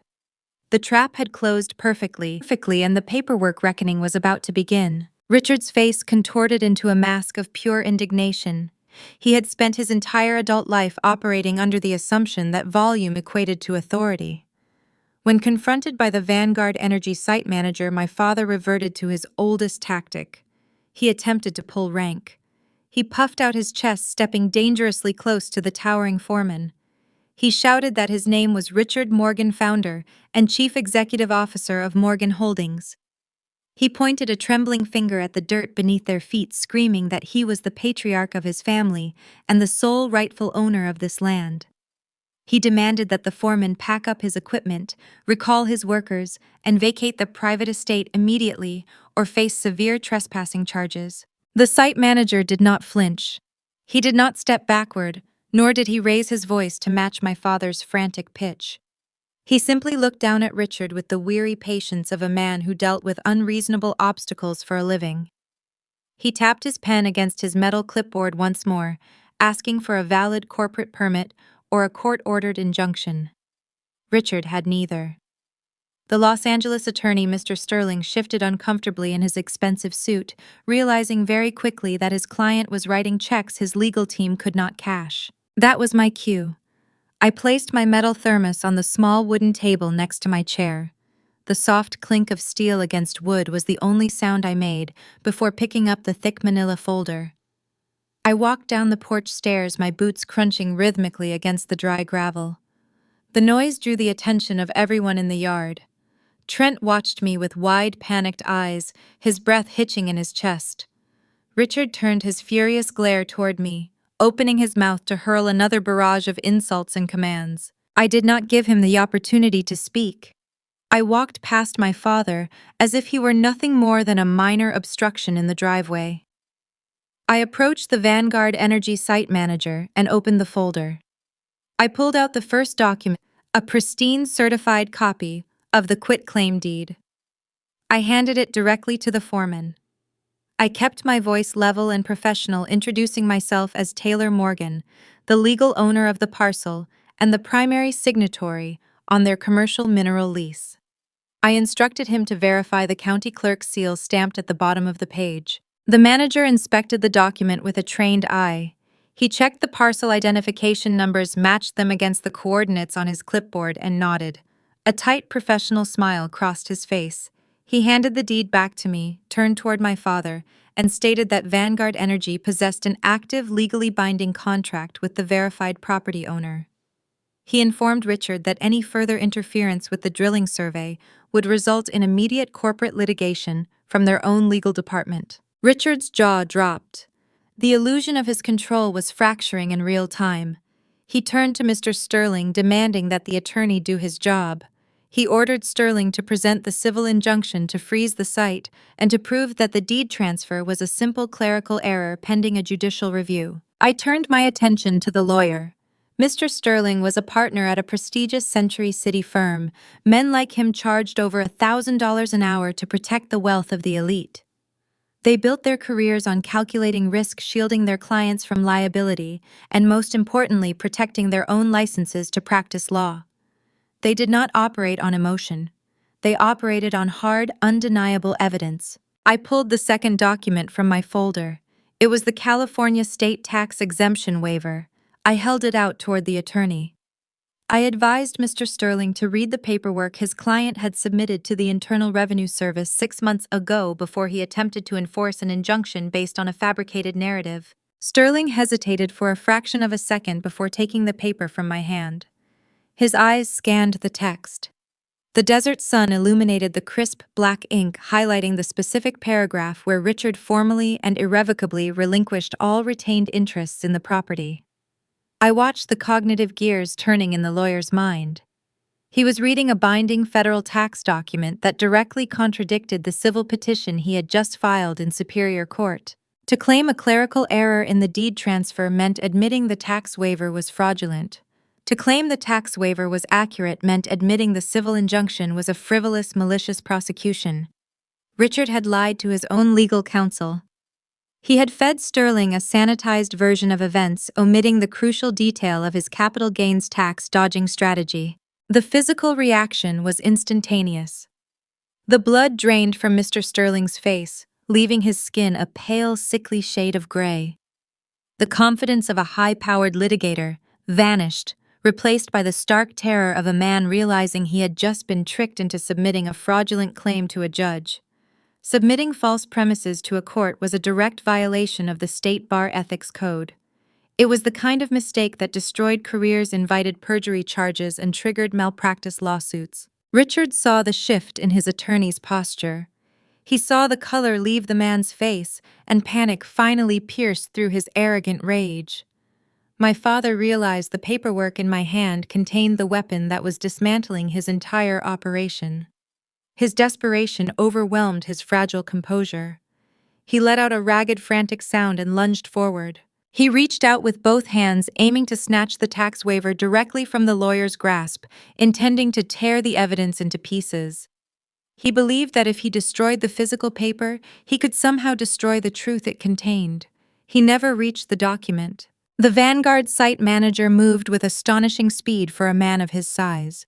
He stepped squarely between my father and the attorney, dropping his shoulder to form an impenetrable physical barricade. It was a wall of heavy denim muscle and corporate liability. Richard collided with the foreman's chest and bounced backward, stumbling over the uneven dirt. The manager did not raise his hands to strike back. He did not need to.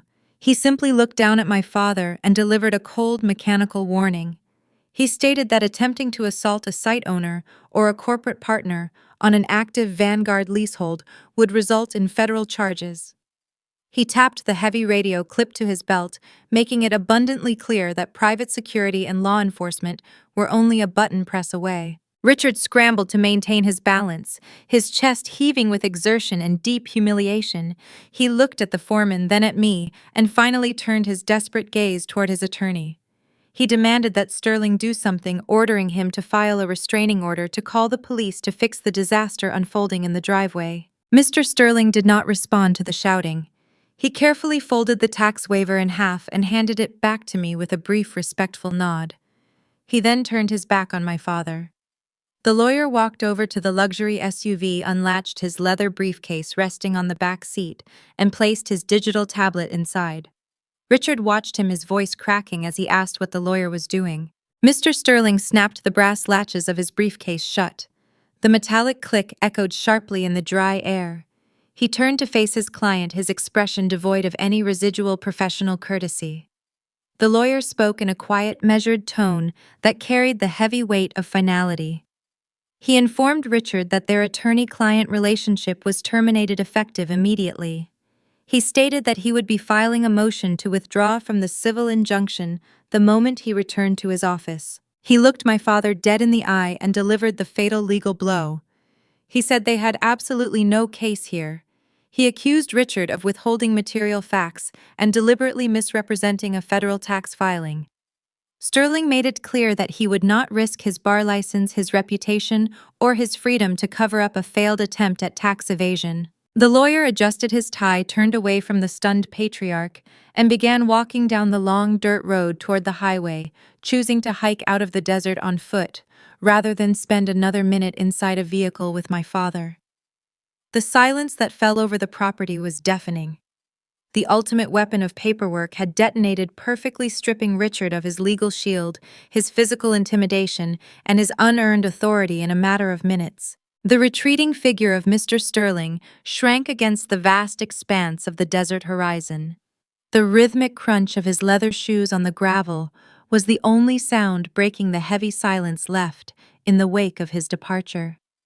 My father remained frozen near the bumper of his dirt-covered luxury vehicle, staring at the empty space where his elite legal shield had stood seconds before.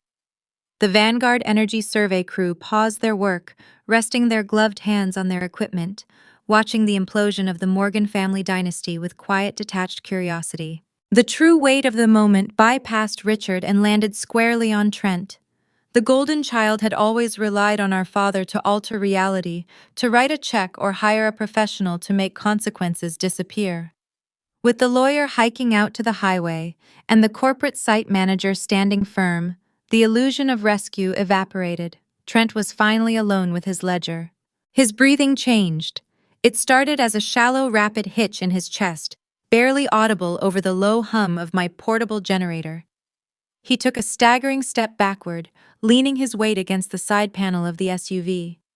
He clawed at the collar of his designer linen shirt, pulling the fabric away from his throat, as if the desert air had suddenly turned into water. His face drained of color, leaving his skin a pale, sickly gray. I watched him slide down the side of the vehicle, his knees giving out. He hit the dirt, the expensive fabric of his trousers soaking up the fine white dust. Trent began to hyperventilate. The short, ragged gasps echoed across the yard. The facade of the confident tech entrepreneur shattered into 1,000 jagged pieces. He was no longer a visionary posing in a Santa Monica penthouse. He was a deeply indebted man, staring directly into the abyss of his own financial ruin.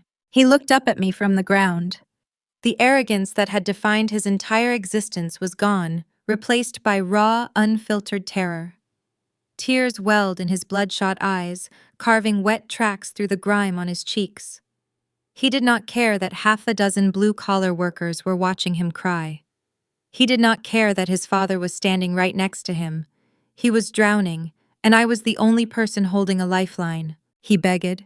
He extended a trembling hand toward the porch, his voice cracking into a high, pathetic pitch. He pleaded with me to reconsider reciting a desperate catalog of his failures. He admitted the Santa Monica condo was already underwater, burdened by adjustable-rate mortgages he could never satisfy. He sobbed about Jessica confessing that she had packed her bags the moment she uncovered the truth about his maxed-out credit lines. He wailed that his former investors were preparing to file criminal fraud charges against him by the end of the month. He told me he was going to lose everything: his home, his relationship, his freedom, if I did not sign the deed back over to the trust. He asked me how I could stand there and watch my own brother lose his entire life. I stood on the porch looking down at the man who had mocked my career, my choices, and my worth for nearly 3 decades. I felt no pity.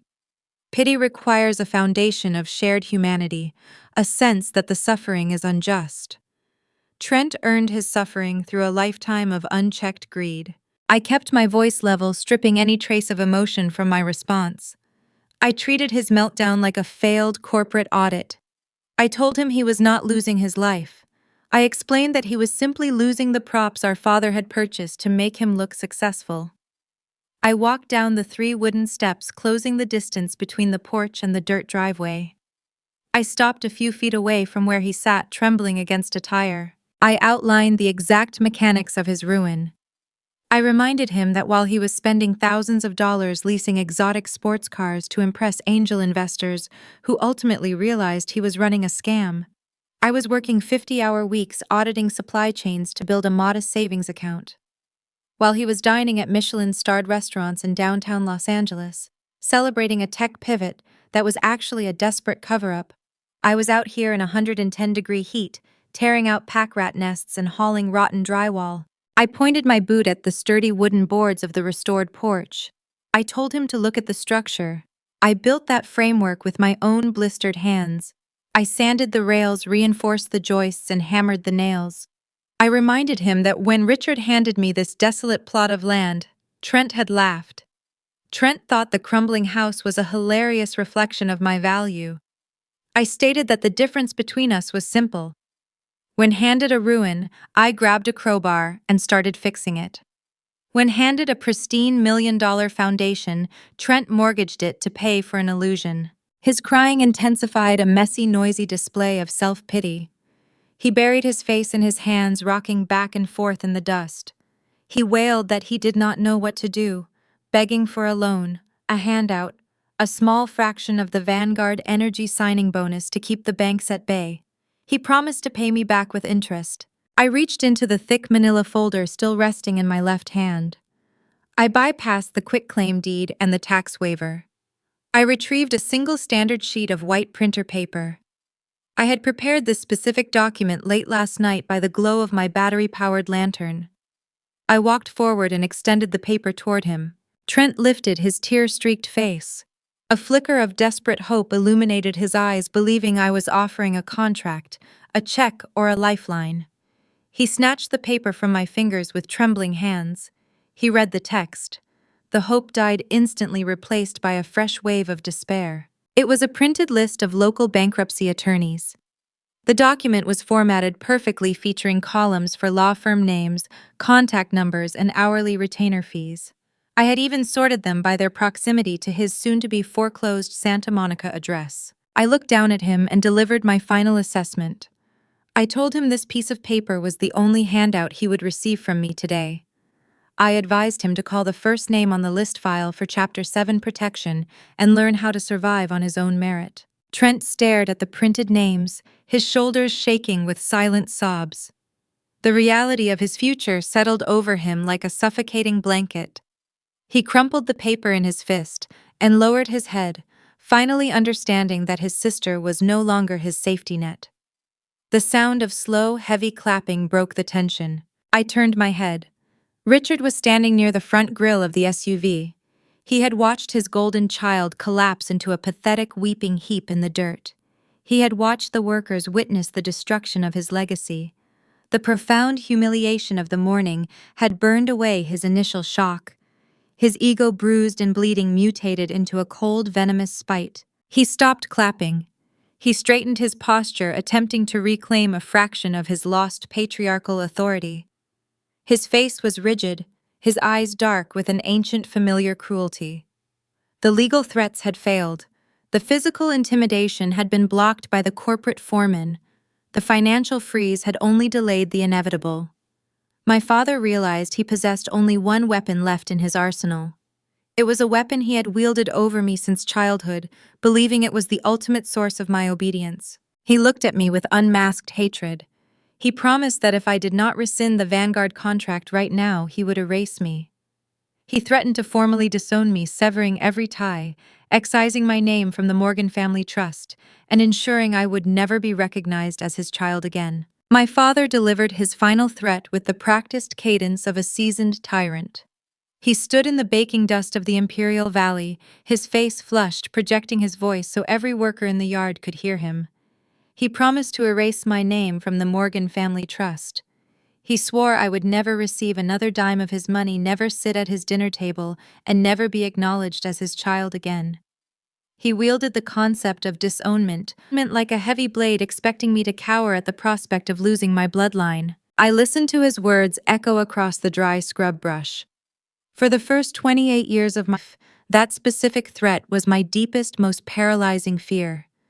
It was the invisible chain he used to ensure my compliance, forcing me to clean up Trent's disasters and audit the family ledgers in silence.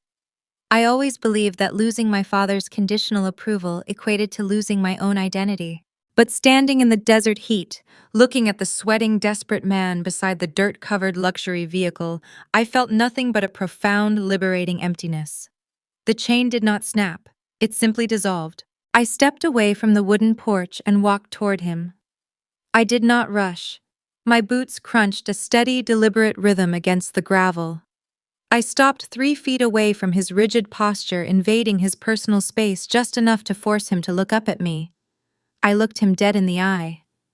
I stripped every ounce of emotion from my voice, leaving only the clinical, unfeeling tone of a professional auditor presenting a final quarterly report. I told Richard that his threat was obsolete.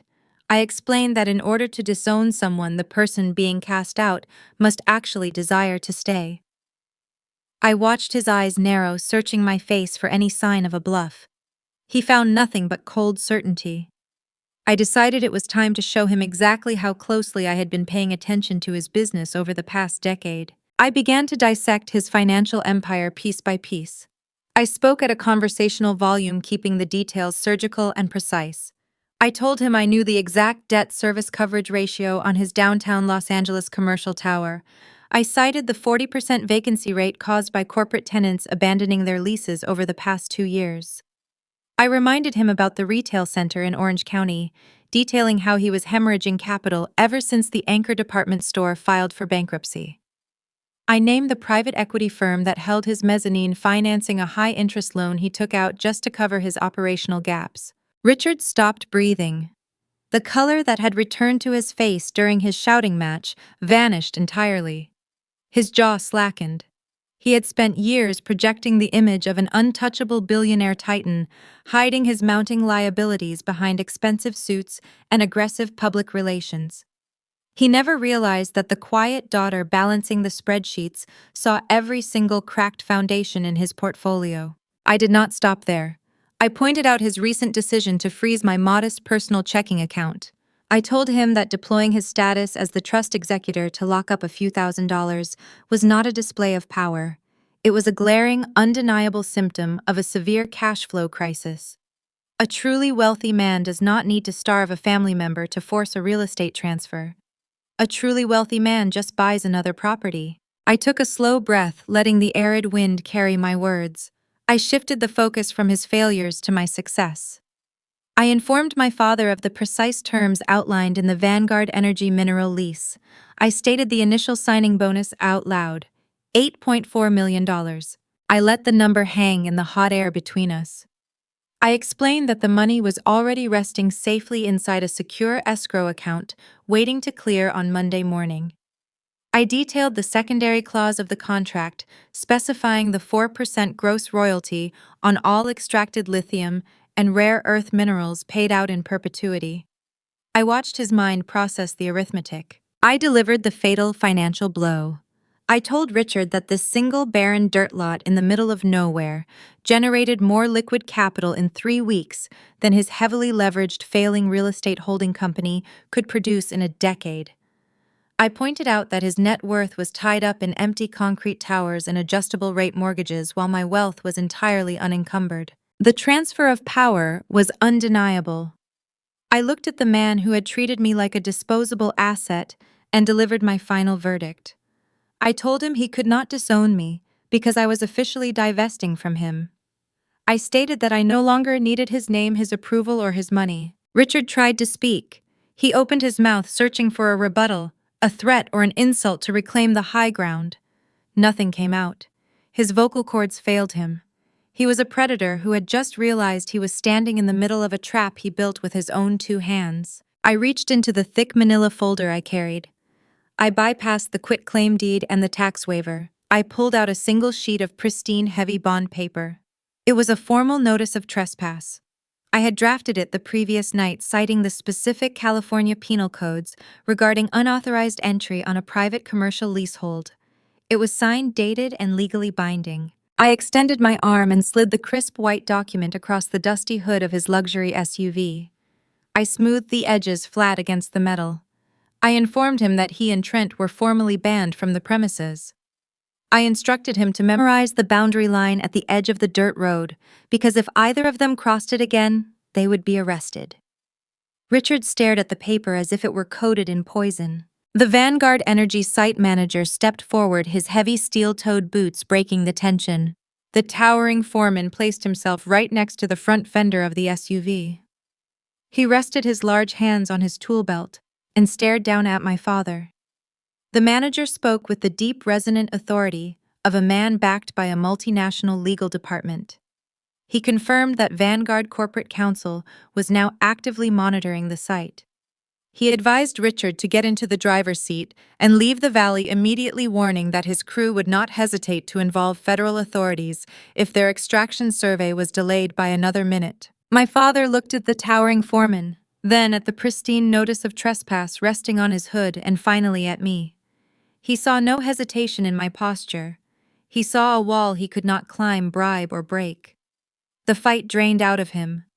The rigid, arrogant posture he had maintained for 30 years collapsed, leaving behind a hollow, aging man staring at the ruins of his own legacy.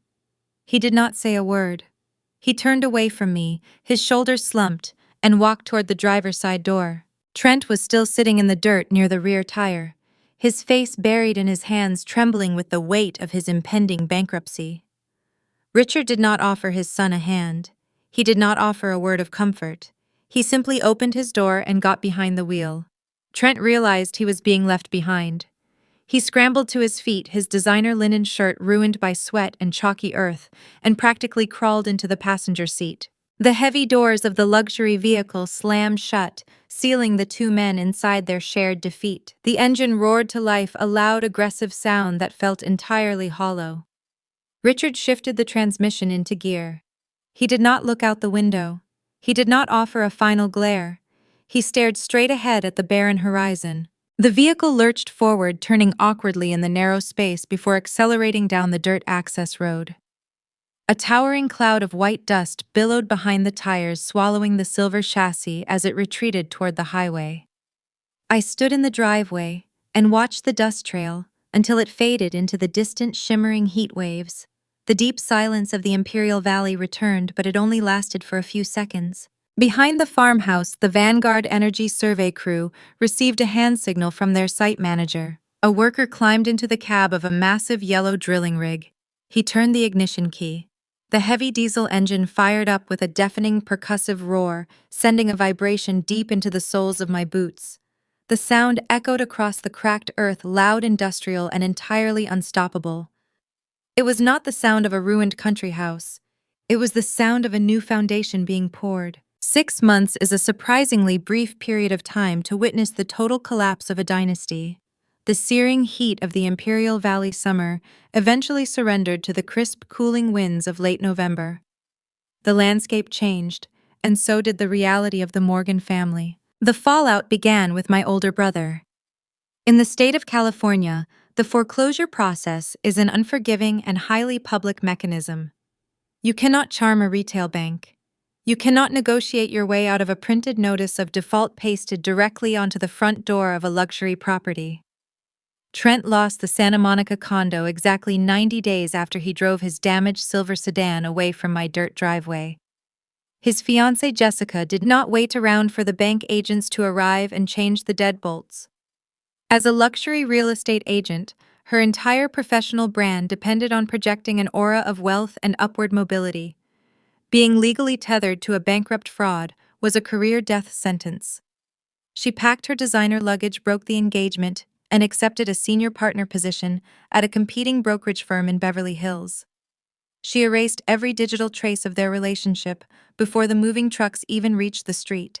Trent was left alone in an empty, echoing apartment with a mountain of unsecured debt. Without our father to write a bailout check or hire a crisis manager, my brother was forced to navigate the harsh realities of the actual working class. He swallowed his pride and followed the advice printed on the sheet of paper I handed him. He hired a public bankruptcy attorney and filed for Chapter 7 protection. The court liquidated his remaining assets, seizing his leased sports cars, his collection of expensive watches, and his tailored suits to satisfy a fraction of the demands made by his furious tech investors. Today, Trent lives in a cramped, generic studio apartment in the San Fernando Valley. He drives a used economy sedan with a cracked windshield. He works a mid-level software sales job, earning a standard commission. For the first time in his life, he is learning what it means to survive on a bi-weekly paycheck, waking up early to sit in commuter traffic just like everyone else. Richard experienced a much slower, agonizing decline. My father spent his career cultivating an image of invulnerability, surrounded by sycophants and country club elites who only respected him because they feared his capital. When his elite litigator abruptly withdrew from the civil injunction, the court filings did not magically disappear. The legal documents remained accessible within the public county docket for anyone curious enough to look. In the ruthless ecosystem of Los Angeles, commercial real estate rumors travel faster than light. Competitors began reading the abandoned court petitions. They discovered the glaring contradiction between the California state tax exemption waiver and his fabricated claim of a clerical error. Financial weakness is blood in the water. Once the city realized Richard was attempting to shield assets while simultaneously pleading poverty to the utility companies, the predatory lenders circled. The mezzanine financing firm that held the debt on his downtown commercial tower panicked and called in their high-interest loans. Richard lacked the liquid cash to cover the margin call. The commercial property went into receivership, seized by the bank to cover his outstanding debts. Worse yet, the sloppy paper trail caught the attention of federal regulators. The Internal Revenue Service initiated a comprehensive forensic audit of Morgan Holdings. Federal agents began scrutinizing every single early inheritance transfer and capital gains deduction my father had filed over the past decade. The ensuing legal fees drained his operational accounts. His wealthy friends stopped returning his phone calls. He was quietly asked to resign from the board of his prestigious golf club to spare the members the embarrassment of a federal investigation. Richard now sits in a shrinking mortgaged estate, isolated and drowning in the consequences of his own arrogance. Meanwhile, my reality moved in the exact opposite direction. The Vanguard Energy mineral lease cleared escrow on a quiet Tuesday morning. I sat at my wooden kitchen table drinking a cup of dark roast coffee and watched my digital banking application update. The account balance shifted from a modest few $1,000s to 8.4 million. The number sat on the screen, heavy, undeniable, and permanent. I am a financial auditor, which means I understand that acquiring wealth is only the first step. Protecting that wealth requires discipline. I did not immediately purchase a luxury vehicle or book an extravagant European vacation. I contacted my property attorney in San Diego and established an ironclad irrevocable trust managed by a neutral third-party fiduciary. I routed the Vanguard funds directly into a diversified portfolio of low-risk municipal bonds and index funds. This strategy ensured the principal remained untouched while generating a steady perpetual yield. I legally insulated my assets from any future frivolous lawsuits, guaranteeing that Richard and Trent could never pierce the corporate veil to touch my money. I also made a decision that confused my former colleagues in the city. I did not move back to Los Angeles. I did not buy a sprawling mansion in the Hollywood Hills or a beachfront property in Malibu. I chose to stay exactly where I was. I kept the Imperial County farmhouse. I utilized a small fraction of the initial signing bonus to transform the crumbling structure into a fortress of modern efficiency. I hired specialized local contractors to reinforce the foundation and replace the sagging roof with high-capacity solar tiles. They drilled a deep, reliable water well and installed a state-of-the-art reverse osmosis filtration system. I upgraded the perimeter security, added high-speed satellite internet, and built a sweeping wraparound deck out of durable composite wood. The property is no longer a desolate grave. It is a sleek, self-sustaining sanctuary sitting on the edge of the newly dubbed Lithium Valley. Every evening, I step out onto my upgraded porch.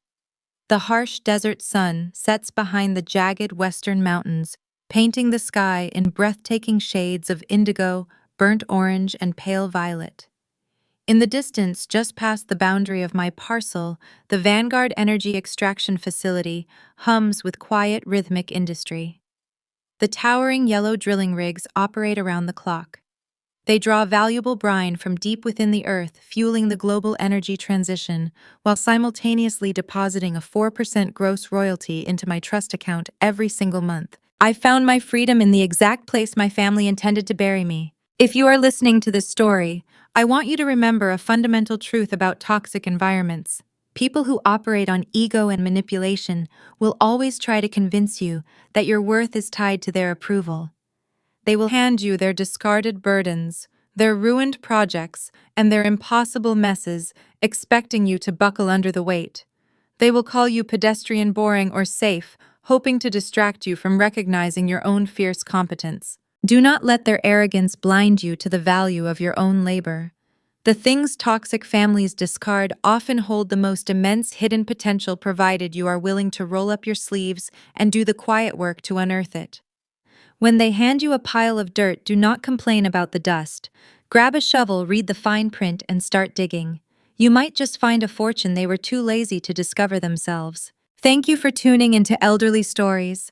I hope this journey reminded you to trust your own math and never apologize for setting an unassailable boundary. Your dignity is your most valuable asset, and it is never up for negotiation. Stay strong, keep your records pristine, and I will see you in the next one. There's a very specific myth woven into the fabric of American culture, the idea that family is the ultimate safety net, the warm hearth we can always return to when the world grows cold. But for many of us, that hearth is built on a foundation of conditional love, and the safety net is tangled with heavy strings of obligation, guilt, and quiet belittlement. We are taught to accept whatever crumbs of affection or respect we are handed simply because it comes from blood. In a society that glorifies the image of the perfect nuclear family gathered around a holiday table, admitting that your own family is the source of your deepest wounds can feel like a quiet treason. The story of Taylor Morgan is more than just a satisfying tale of hidden lithium and poetic justice. It is a mirror held up to anyone who has ever been designated the fixer or the scapegoat in a family of takers. Taylor's father didn't just hand over a broken farmhouse in the sweltering Imperial Valley. He handed over a lifetime of dismissive expectations. He expected the desert heat to break his child's spirit. He expected the crumbling wood to be a monument to Taylor's supposed mediocrity, a cruel joke to be laughed at, while the golden child lounged in a leveraged Santa Monica high-rise. It is a deeply American phenomenon, the elevation of the charismatic leveraged illusion over the quiet, steady reality of hard work. But here is the greatest lesson hidden in the dust. Your worth is never defined by the person trying to discard you. In America, we love the narrative of the loud, fiery rebellion, but true independence rarely looks like a screaming match. Sometimes the most revolutionary thing you can do is accept the joke, grab a crowbar, and start looking at the foundation. Toxic families survive by making the most competent person in the room feel like the smallest. They rely on noise gaslighting and the sheer volume of their unearned authority to keep you pliant. But noise is just air. It has no weight. When you strip away the emotional manipulation, all that remains are the facts. Taylor didn't win by screaming louder than a narcissistic father or a desperate, indebted brother. Taylor won by doing the quiet, unglamorous work in the dark. The ultimate weapon wasn't revenge. It was an ironclad boundary backed by the undeniable weight of a paper trail and a profound refusal to play their game. If you've ever been handed a metaphorical piece of dirt and told to be grateful for it, you know exactly how heavy that realization is. You realize that the very people who claim to protect you are the ones you need protection from. If this journey of setting hard boundaries and finding your own hidden value resonates with your own life, you belong in our community. I encourage you to subscribe and follow our channel, Elderly Stories. We share narratives just like this, stories of ordinary people taking back their dignity when everyone else counted them out. Join us, and let's keep unearthing the truth together. As for the desert, it remains quiet. The sun still sets over the jagged mountains, casting long shadows across the cracked earth. We all have a piece of abandoned property in our lives, a relationship, a career, a forgotten passion that someone else deemed worthless. The question isn't whether they were wrong. The question is what you choose to do when you're standing alone in the ruins. Will you look at the broken porch and see a grave, or will you start digging? Sometimes the most valuable thing you will ever own is the ground you finally decide to stand on.